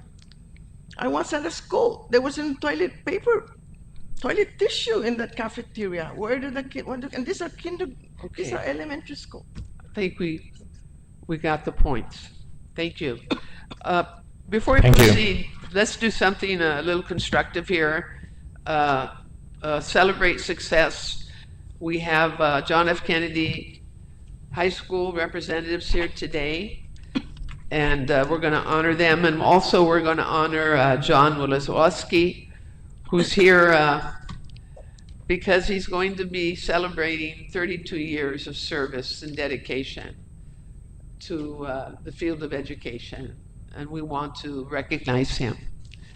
So let's start with JFK. Representatives from JFK, please come forward. We're going to recognize you for your getting an A on your Department of Public Health and Social Services Public Health Inspection. And board members, please join me as we present this recognition. This is a wonderful achievement, and it shows that JFK is getting ready for the opening of the school year. Right. Good job. Good job. Congratulations. So happy. Yes. Mary, please come. Mary, come over. I'm going to ask our vice chair to. You're more presentable. Please stand up. Board members, let us recognize John F. Kennedy High School for their grade of A for their inspection of their school for the opening of school. 3, 2, 1. All right. Thank you.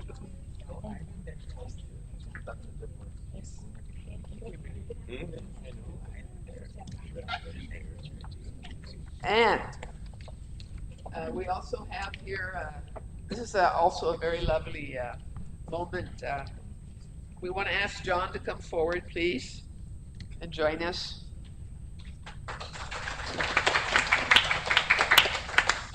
John Wolozowski, we have an award for you. Please join us.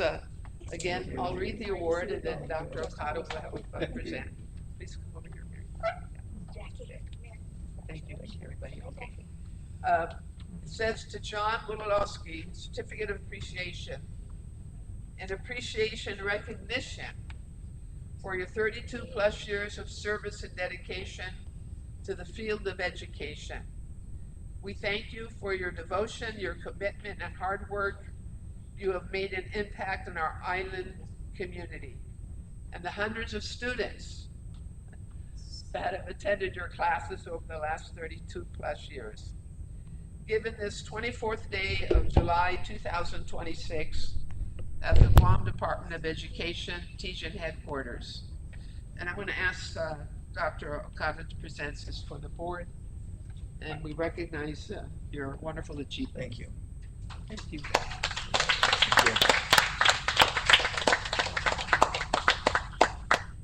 We hope you won't be too far away from us. Just down around the island. Okay, good. Okay, great. Thank you. Thank you very much, Thank you. John. Congratulations. Thank you, colleagues. Thank you. Thank you. No. I know I can. I've got other things I want to do. That's great. Take a break. Oh, boy. I was gonna request. I was gonna request because we do that every year before the school. Special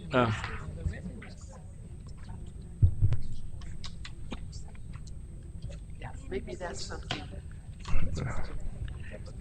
Madam Chair, Yes, please. I know we're trying Angel, to complete by in the interest of 5 time, yes, o'clock, please. but going back to the grass cutting, maybe it's good to have the two deputies to attend the Mayor's Council of Guam meeting on the first Wednesday in August, which is, I believe, August 5th. So they can personally tell all these mayors that when they get calls for grass cutting at the schools, that they can Call go GDOE because they have a contact.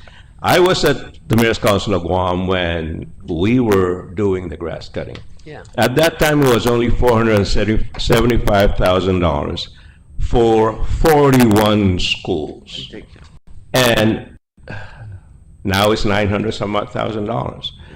But not stick it to these contractors. Yeah. Yes. If you sign a contract and you say you're going to do it, Cancel it.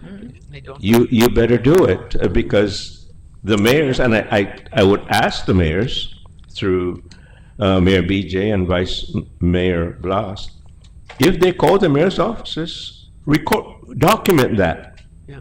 So that you can let Franklin know or he can let Julie know that, hey, we got a call to come cut the grass because it needs cutting. And so they can get back to these contractors and say, what's going on? I mean, they're being paid a pretty penny to take care of the schools, and it shouldn't fall on the mayors. I know, like Ms. G said, you're going to be called for other things on that first day of school, to maybe the first week, to keep directing traffic or to make sure that everybody's safe and sound and kids get on the right bus or get off the.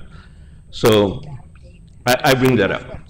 Okay. But we're not done with the superintendent's report on the CFA relocate GDOE. I know the superintendent didn't say what's the outcome. All he said is we visited the schools, they came by, but what's going to happen? Are we going to have another occupant at GW?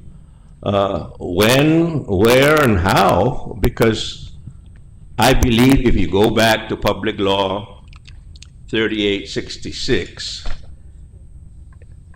or it says vacant classrooms, it doesn't say the entire school.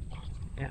Anything in the facility, and the lease agreement has to be approved by the board. Yeah. Now, if there's a certain threshold of money that the board does not have to approve, we haven't heard what that is. We don't know what they're leasing it for. And the law says if it's an educational institution, we can lease it out to them at 60% of the appraised value, but we don't even have an appraised value, so we don't know. We don't know what that amount is. And But we have a report. We have a report now from the superintendent. She'll give us a status report. Well, she did the report on CFA, but she didn't say what's the outcome. Whether or not CFA is going to occupy those classrooms, we don't know. But I support our students, whether they be charter or public, but I just want to make sure we protect GDOE, that we are following the process. All right. So And so, is GW going to open with a neighboring school in the same campus on August 10th? all right. We need to know that. And I know this interest from CFA to be one of those to submit a proposal to GDOE about Chief Brody. But the thing is, we can't even get proposals because we have not complied with Public Law 3866. Although we have the members that have been appointed, there is no AAA process that's been done to come up with the rules and regulations on how this leasing of public schools or facilities is going to be done. And we don't have any appraisal of any, I'm sure we don't have any appraisal of any school property to see what rate it is that we're going to charge any entity that wants to lease. Well, I just want to make sure that we follow. Let's get it from Dr. Wampat. She has an update. Dr. Wampat, please. Okay. Well, what I gave you, I know was brief, primarily because, and I will tell you this, I'm hoping that the governor will sign the budget law, primarily because of an amendment that we requested for the leasing of classrooms and schools. So that was the main thing. We also there is rather what they call property valuation that was done by Revenue and Taxation. It has been completed. They are not putting it out yet to all the landowners until the next year to tell them what the property taxes are. But the valuation has been done by the government. They paid for a certified appraiser to do that. So we did go online to look at what those are. So we have it for the decommissioned schools. What we don't have are for the classrooms, and that's why I was asking for that amendment. And in the budget is for us to use then the square footage of, a facility, a classroom, or let's say, or a gym. Now, what we're looking at, I'm not go ahead now, since you asked me to go ahead and reveal this, is that, but I wanted you to know, first of all, that we did do a walkthrough. We looked and counted the number of classrooms. We're looking at 16. There would be no commingling of the students. So yes, we want to move forward. An MOU is currently being drafted. There will be a request for a deposit to make sure, just like any rental of a facility, in case there are any, damages or anything else like that.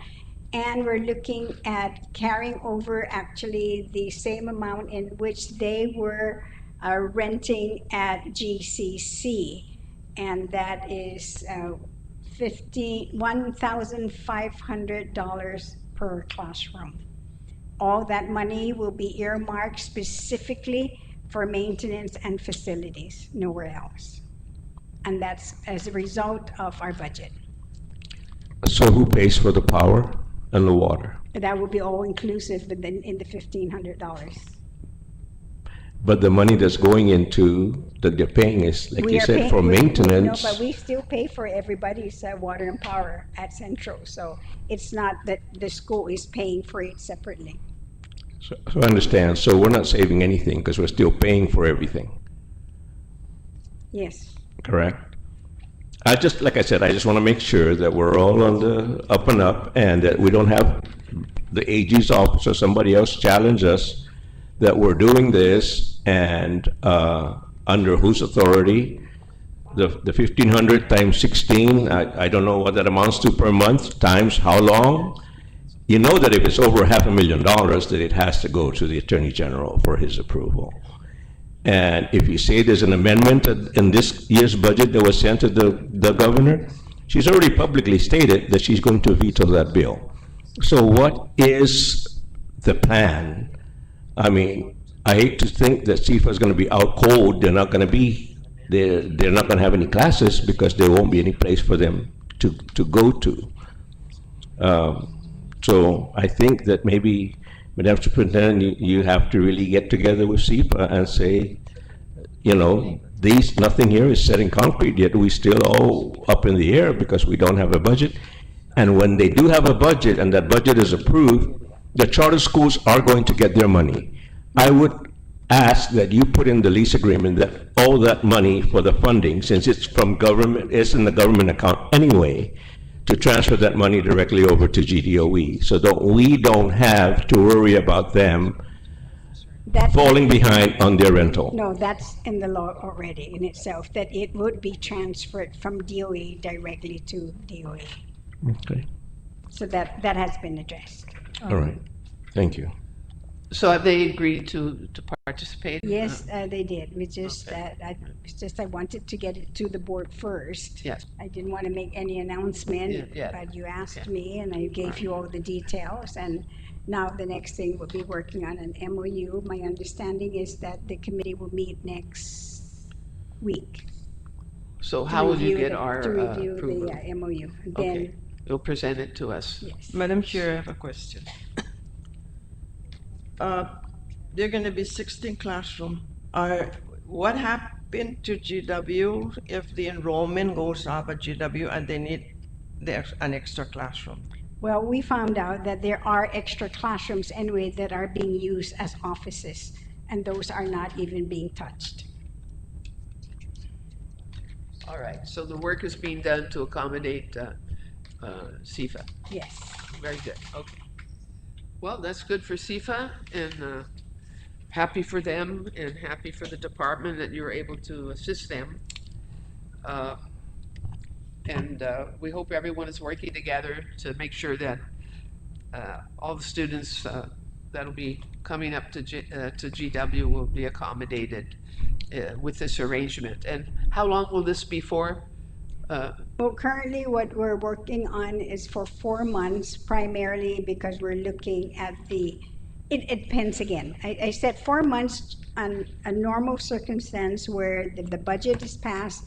That means it's going to affect on October 1. Either way, there's got to be a budget that will eventually pass. Otherwise, the government will shut down. the other option, which I've also asked for an amendment to be placed in the budget as well, is that, notwithstanding, of course, the clause where that whatever else has been passed, that this particular amendment would not be affected, that it will go into effect immediately. And I asked for that specifically also for FBLG and the GHC property, because we need to get the permits now and not wait until October 1. The only problem there, Madam Superintendent, is that if that law or the budget bill passes or is signed into law, the start date is October 1st. Yes. We're talking about August and September. What are we going to do then? You can't sign a lease with them. You can't charge them, and you can't let them enter GW because the amendment will not have been made part of the law. And then you don't know if they're going to have money because that funding for the charter schools doesn't start till October 1st. So these are kind of things you're going to have to think about and work on because, like I said, though we want to support them, we want to help them, our hands are being tied by the current, the law doesn't start till October 1st if it is ever signed into law. Superintendent, how would you handle that? Or Mary, I'm sorry. So usually fiscal year budgets are given from October to September. So the charter school would have received money for the fiscal year ending September 30th. So the funding should not be the issue. The only thing you'll need to consider is whether or not, without the amendment, you are authorized between August and September. So that would be the only thing that would be an issue, because the funding is, it's a different cycle from the academic year. You're right. I'm sure they can reserve reserve the money before the end of the fiscal year, because and in any other location that they would have had, they would have had the money to do August and September anyway. Right. That's right. And also, I think the superintendent can request the legislature. They're still in session, right?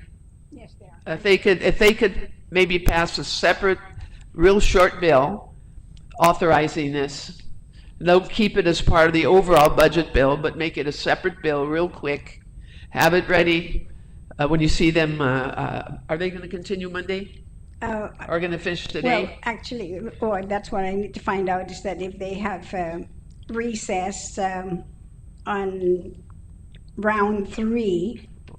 And lastly, then, yes, because this is a budget bill, that means it can have different subject matters, and there are already 2 or 3 different subject matters. So I could request for that amendment to be placed. I'll have to make a call right after this. Okay. So we are actually working against time, and we hope that everything works out. My other part of this is, I know that Dr. Julie said that we are ready to open on August 10th. We have 14 schools that have an A, 6 schools that have a B. So I'm assuming that the rest of the schools, 18 of them are at C or have not been inspected. No, they have not been inspected. So are they able to open without an inspection?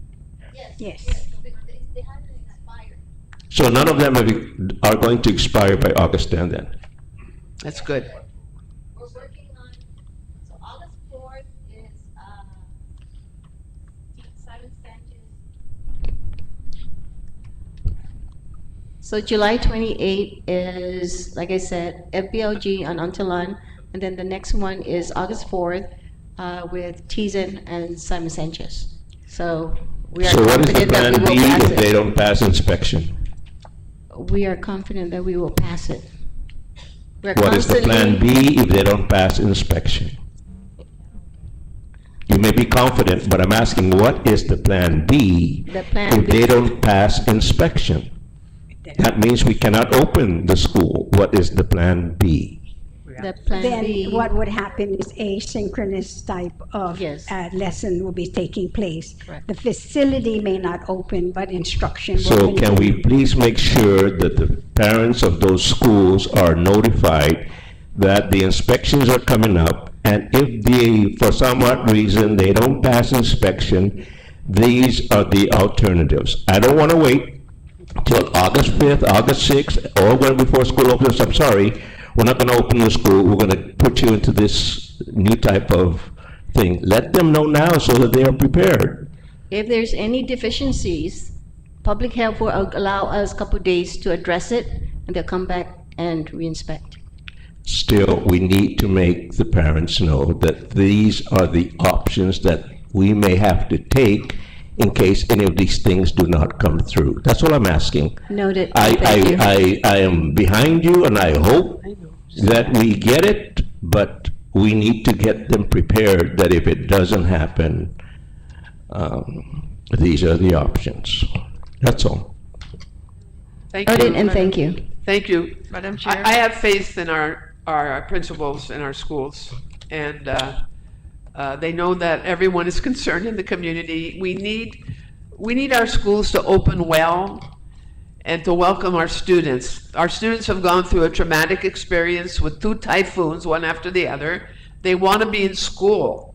They want to see their teachers. They want to learn. They want us to be with their classmates. And we want them to feel welcome and to come to facilities that are properly prepared to welcome them. So I understand Angel's concern, and also Mrs. Gutierrez. But I have a lot of faith in our employees, our school system, and I think our management team is providing the proper guidance and working really hard to make this happen. So let's move on, please, Madam ladies. So and maybe gentlemen. you are correct, Madam Chair, that we should have a special meeting before August think so. 10th, I so think that we so. can get the finality I think of all so. of this. Madam And so Chair? the superintendent will recommend the date and then arrange the announcements. Yes, Ms. Gutierrez. Actually, I agree with Mr. Sablan. I was actually going to ask you because every school year, before the new school year start, we have a school readiness report, a special meeting, so that we know that when the school open on that date, no student is going to be in the cafeteria because there's no teacher. Principals are running around because they have not received the vacancies that they recommended to be filled from the job fair. I remember Mr. Sablan's message on the chat. Have they been processed? They should have been processed now. School aid, 1218, have they been trained because the students that they're going to be handling are not just our special students? Are there bus drivers? Are the bus driver for special ed ready? And I want to ask the superintendent, do you have any bus drivers that were hired but they're not driving buses and they're down here at central office? Okay, thank you. Thank you. What are they doing in the central office when they're not driving buses? That was an issue brought to my attention. I was asked to ask if all the bus drivers, especially that are hired, are going to be driving buses, or are they going to be stationed at central counting how many are being dispatched? Madam Superintendent, can you answer the question, please?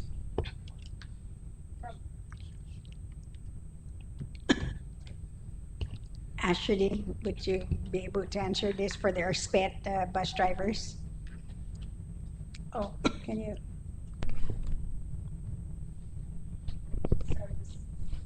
Not sure if this isn't there. This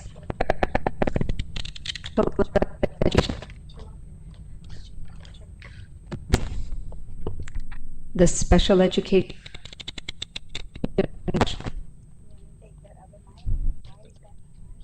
Running out of power. This is 80%. All the bus drivers that are there, they are assigned a route. For those who are new, they have a shadowing that they do before they get their own route. Currently, they are preparing the buses. They were used during Typhoon Bavi for transporting some of our evacuees. but they are all driving or they're part of the route as bus riders for student safety on the bus. So no one, starting September, August 10, will be down here, central office, that was hired to drive bus will be stationed here. Nobody that is hired to drive buses is stationed. They either support the route or they have their own route, because we do have bus drivers who are on military leave. And their record is all cleared, that they can drive school students. As long as if they were processed and hired, they met all the clearances. Okay, thank you. Thank You're you. welcome. Thank you. All right, the next item, okay, there's a question from Dr. Okada. So Superintendent, we have the report here from May 26, 2026, where it shows a total of 22,740 kids. And in your current report, there's 21,354. I just want to note that there's almost a 1,400 decrease from May to today. And I know students are still registering, but as Ms. G indicated, from July 8th to the 15th, it's down. It's down about 100.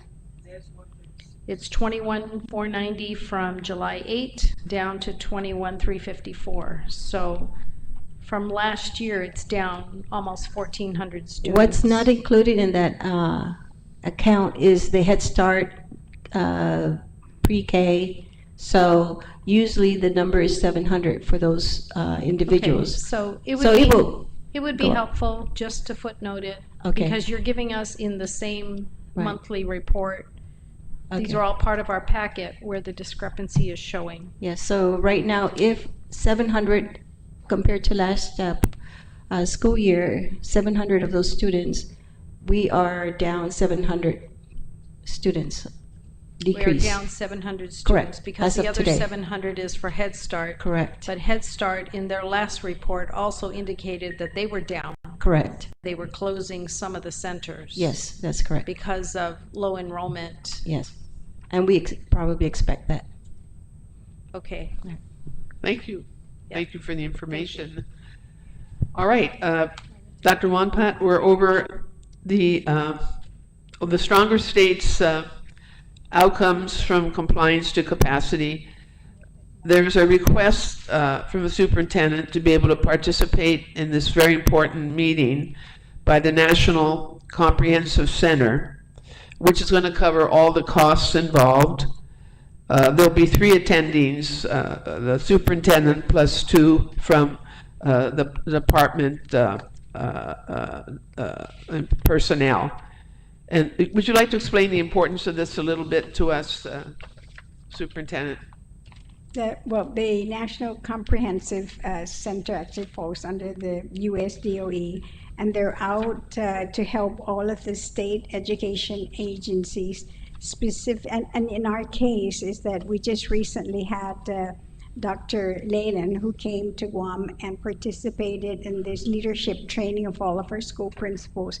And one of the very first things that we did, which is going to be aligned to our strategic plan, is what is our student going to look like when they graduate. So they're helping us through that process. It is actually, I gave you a schedule of the different, the activities that are going to be done, all the way to the adoption of the new strategic plan. They are also going to be working with us on 2 specific areas that we said that we wanted to address that hasn't been looked at for the past 20-some years, is our student academic scores on literacy and numeracy. So that's the primary focus of what it is that we want to do. The individual that I met with personally reached out to, like I said earlier, to expand just beyond what it is that they want to offer all the state agencies. is that they want a separate day just for the insular areas to address what our needs are. And they want us to share that, with them. Okay. So when is this, Madam Superintendent? September 9, 10, and then the 11th is just for the insular areas. It's just that it's not on the agenda, so I don't know whether we are able to act on it now. But I have no problems with making the motion, but I don't see it on the agenda.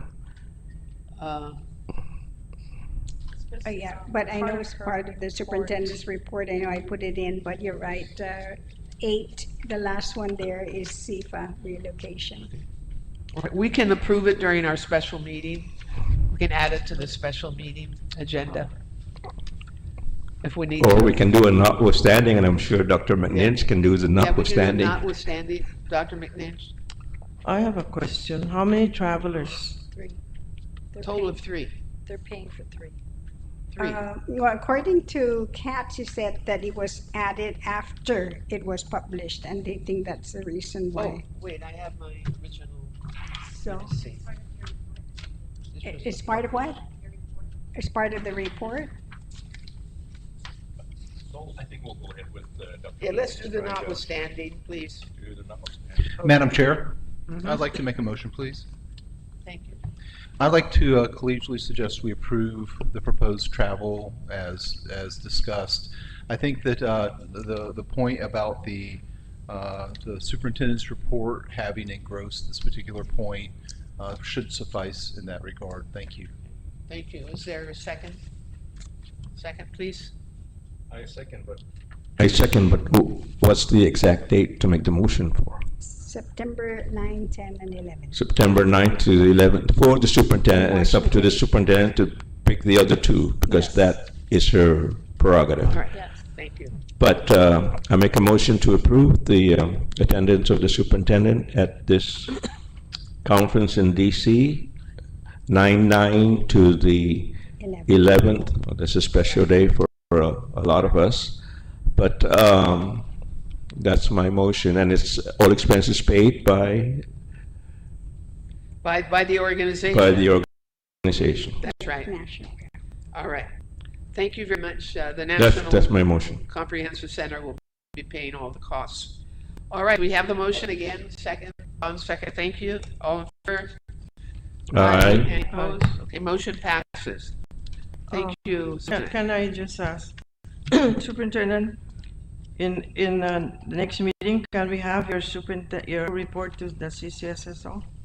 Or whatever this last training that you did? Yes, the CCSSO, we did submit that last month, but remember we skipped the. It was Agenda. approved in the It was passed. I think it was in Yeah, the, but in the your packet. travel right? report. Yes, was I there. did. It was I submitted. didn't see any trouble. Okay, so Kat, not on my thing. We'll get copies. So, you're right, the last one, you're right. So I'm currently writing the one for the one in Reno, California. Okay.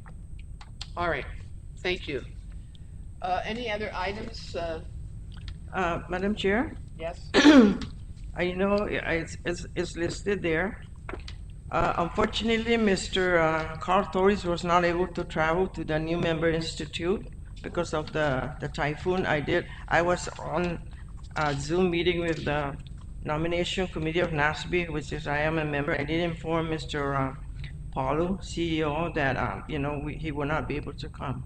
But also, so that's why I put the NASB 2026 annual conference in Baltimore, Maryland, which is October 26th to the 28th. There is a deadline for the registration. Otherwise, if we don't meet the deadline, we have to pay about $900 or $1,000 registration fee. And I would like to, make sure that any board member who wants to go, please let me know so we can register you, and also superintendent. And I asked in several meetings back that the legal office, by the way, there's no legal. Yes, today, she is Gloria. She just stepped out. One of your legal is always helping the board to go to this NASB conference, because NOCOSIA, which is the Association of State Board Attorneys, will be there. They are listed under our membership due, and there is a registration fee also for them. So I would like that you get, whoever is interested in your legal to go and attend this, because there's a lot of issues there that they'll be discussing, especially in students with disabilities, so we don't get any more lawsuits. That would be perfect anyway for Ms. Gloria to attend, because I have assigned her to be the attorney who has oversight over SPED. So I'll get the dates from you later on. The to do registration, I believe the registration ends September, and once we pass the deadline, we would have to pay like Okay. $200 more for the registration. But the NASB due, membership due will cover the airfare and the hotel and registration for whoever's attending. I will not be attending, I'm ending my term, so. Madam Chair? Yes. I would just like to point out that this relationship that we have with NASB is long-standing and actually contributes directly to our mission as a board. And they've been very helpful in quite a number of ways over the years. I just wanted to mention that. Thank you. Thank you, Dr. McInch, because that's one thing, when I had that membership exchange and I announced that I will not be back, that, the CEO and the incoming President-elect Fern say, please, Maria, can you make sure that Guam continues to, participate in the NASB? And that's what I assured them, that whoever, comes in, will continue, because there's a lot of things that they can help us, and I always share whatever comes out from NASB to all of you on what's happening, especially in the chronic absenteeism. And with that, I think we need to address that. So thank you. Yeah. Thank you, Ms. Gutierrez. One other point, Madam Chair.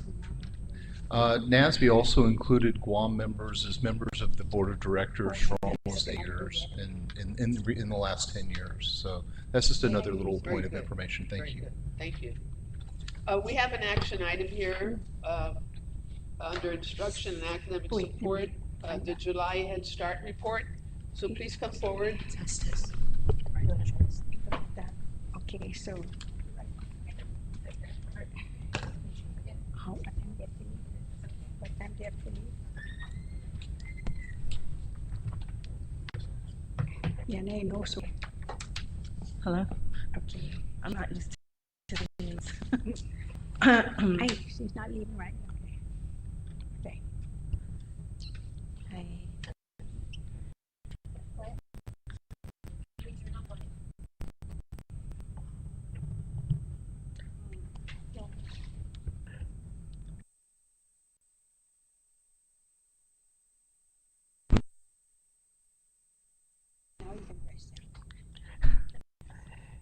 And does your report require an action from the board?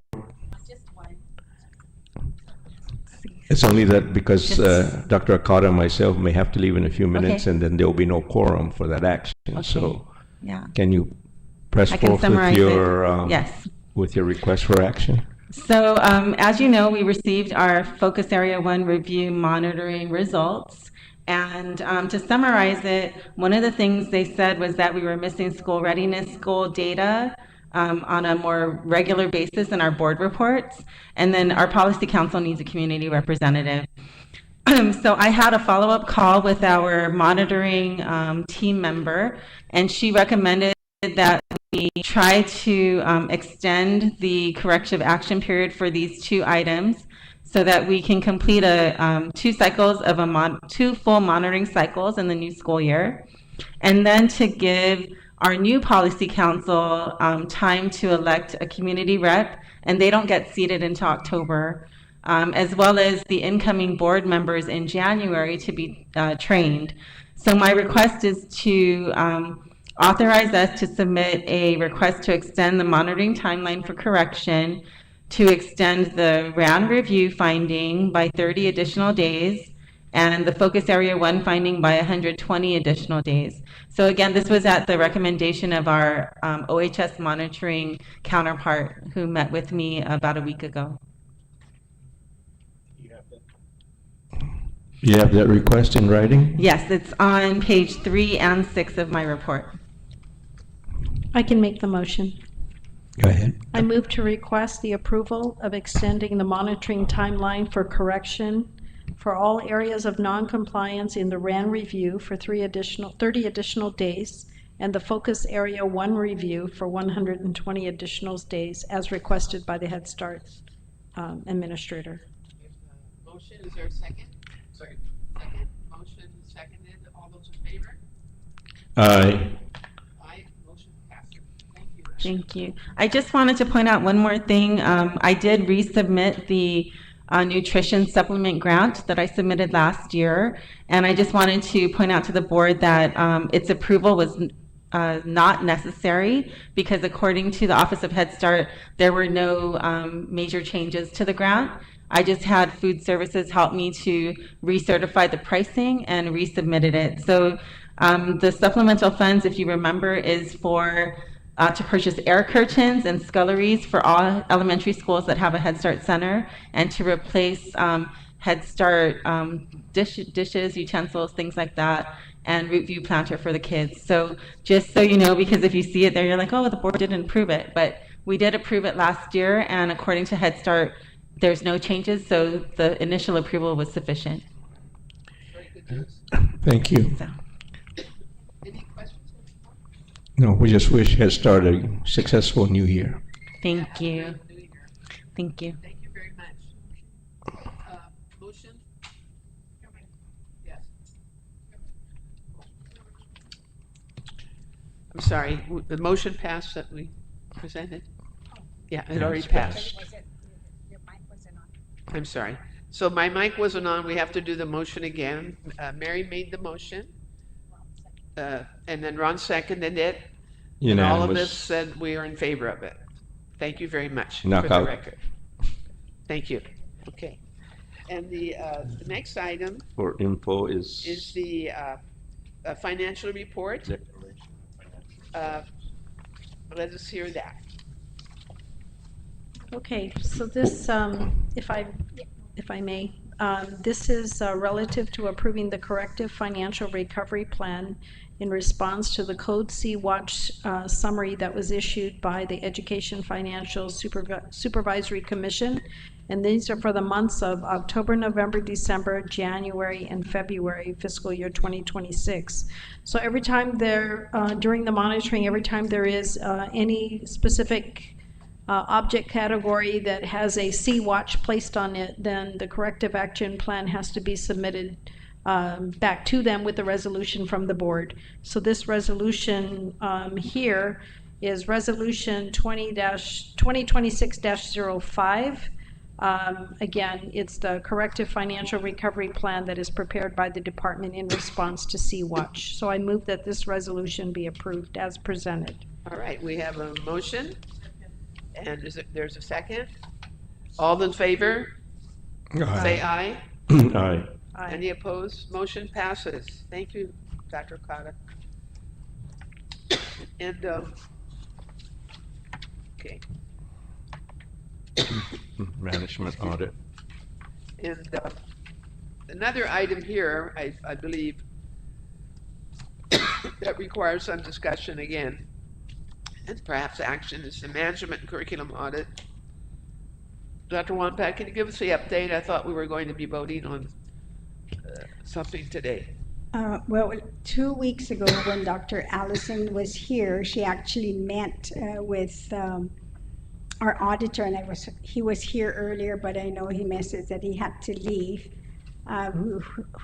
He's actually working very closely with Dr. Leyland. Jackie, I don't know if you have any information from Dr. Allison in the curriculum audit? Yes. Okay, Dr. Risa?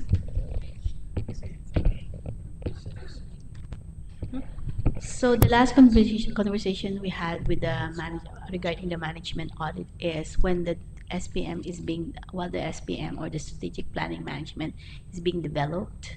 By the way, Dr. Leyland is our technical support, so we get free services from the Comprehensive Center Network, and part of it is really to put the strategic planning.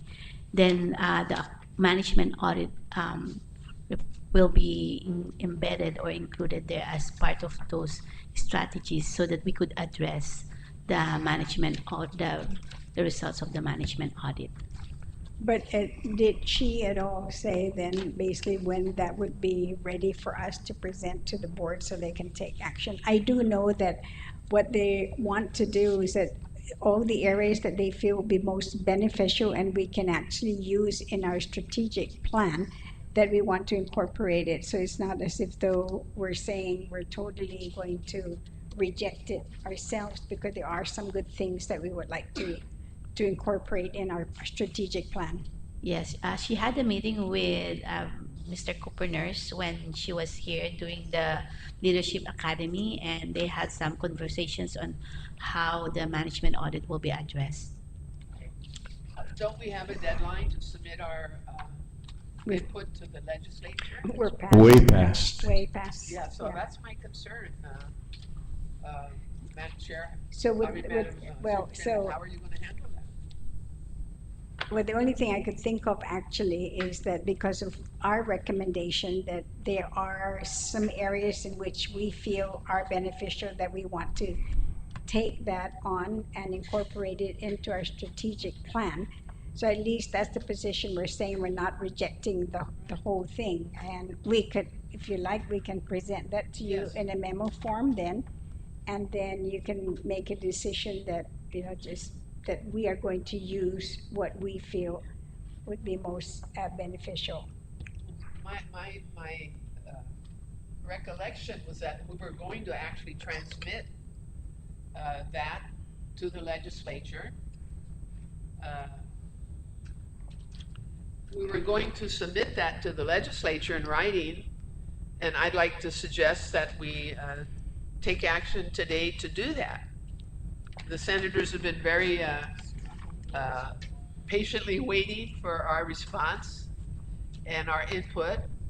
And as you said, we should let them know that we find some things that are helpful and what are our intent for those things, and give that information to the legislature. Okay, so Madam Chair, would you be okay, and the board will be okay that on this special session, which would be, I guess, limited to 2 discussions, is the readiness for schools to open, and the second is then for To get action that. on Yes. the Yes. curriculum I would management and recommend. curriculum Is there audit. any objection to that?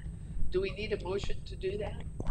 No, there's no, We're making a request to the superintendent to produce that document under her signature on behalf of the board as well, to present to the legislature, letting them know the areas that we find some common ground in, that we think we can benefit from, that we're going to look at and incorporate in some of our actions, and also that we will provide them more information and another update.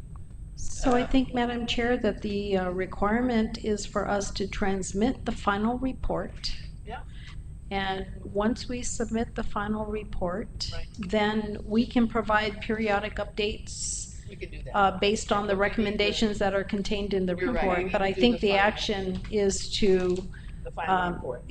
approve the That should final, be the language, approve that we submit the or final reject the report final report. very quickly to the legislature, as discussed, and then we'll give them periodic updates as we proceed to implement some of the recommendations. And so given the timeline required for noticing, are we looking at an August 7th meeting? Right.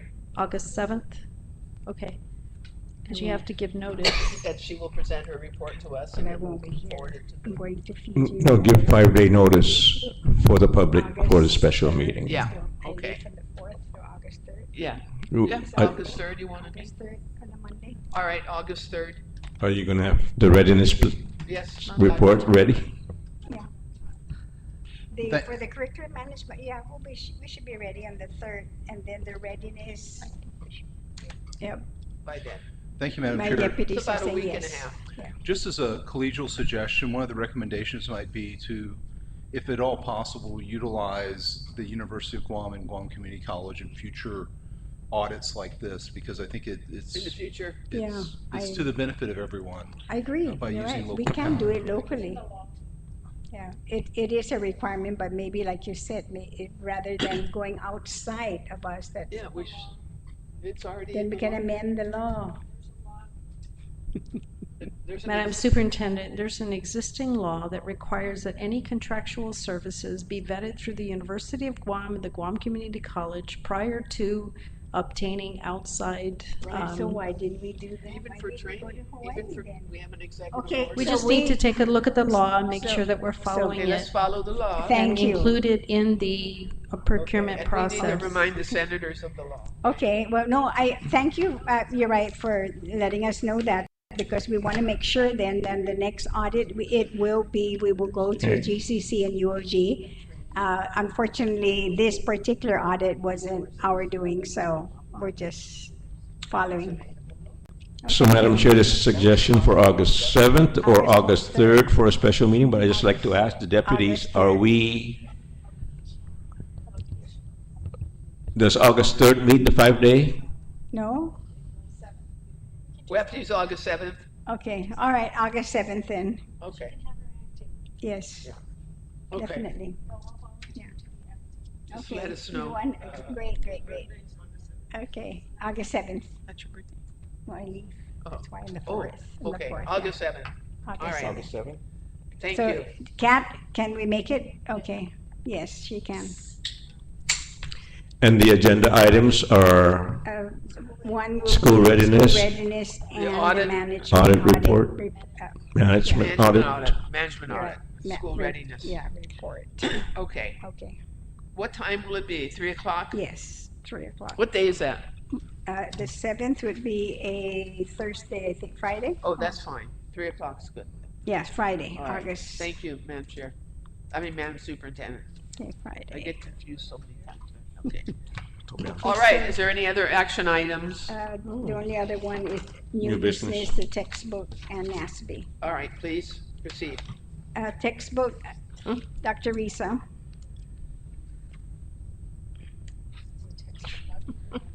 Thank you. So, our auditor has submitted the response to the textbook audit on March 18 regarding the audit recommendation. And under those recommendations, we are required to provide action plan on how to address this. So, in June 2026, we were able to provide, the Office of CNI provided a textbook audit report and action plan to the auditor's office, and it's being reviewed. Okay. What we did is that in the report for all of the items that we agreed on, that we actually put a goal date to, for the action to be taken. And then the whole report was sent down to OPA's office for review. We haven't gotten it back yet, whether he's going to accept the timelines that we have set and the actions. I have a question. Okay. Madam Chair, I have a question Yes, I'm sorry. All right, so on the textbook. what is the desire here now? She has a I have question a first. Okay, question, yes. I read the report. And some of those pictures, I was there where they took the pictures. Interesting. But now my question is, are there still any survey textbooks at the school sites? Yes, there are still, the schools continue to survey textbooks and is in communication and documentation with CNI right now. So what they do is they make sure that they follow the SOP in making a request to survey textbooks. And then from there, we provide the assistance in making sure that the disposal of these textbooks are properly documented.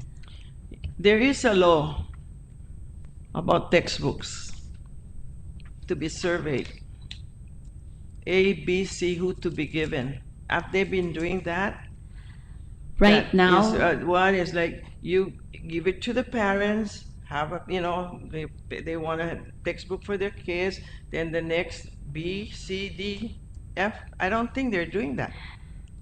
right now, what we are doing is we're just accepting the survey documentation, and once that gets approved, then that's the only time they can actually give those textbooks away to Because the parents I and to recommended that to some of the school in the north.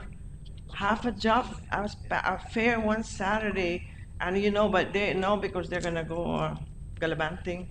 But my concern now is, are they in a classroom that is aircon, or they're in a classroom that wrap around this bubble wrap,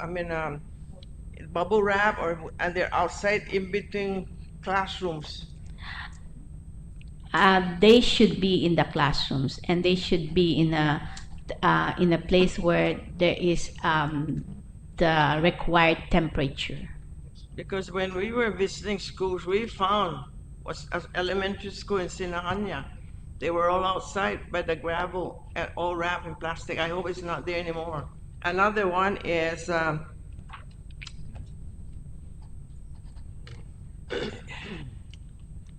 I want to, so have you contacted the Carlota Leon Guerrero? Because she's always looking for textbooks. And when that should be already known, put in the list. But I'm telling you, we get this balingasgas, and principals said, I had some principals said they had to rent a trailer to bring the textbook down to the warehouse. I hope, Mr. Leongero, you visit the nice warehouse down there, right? We put out the word this week that anybody who has surveyed textbooks call FNM, and we will come to your door and we will pick them up. We have the equipment to do that. So that word has gone out. We picked up the survey books you were talking about in Sananya. We picked those up. I'm already done. We picked up the survey books you were talking about in Sananya. They've been picked up. We advised all the principals. Because some elementary school in the north are still using direct instruction. Elementary. I asked the principal, what's this? Oh, those are direct instruction. I thought we'll move away from direct instruction. Give it to Guahan Academy, because I think they are still in direct instruction. Thank you. What I would recommend, and Mr. Sablani had to leave for another meeting, but he's requesting that we add the textbook audit to our next meeting, our special meeting. So we'll have 3 items with the textbook audit added to the agenda, so we can discuss this in more detail. Ladies and gentlemen. Ma'am, can I yes. Please ask, what is the action necessary on the textbook audit? It says Yes. action. We need to to do an action plan. So we did submit. It's submitted to the OPA.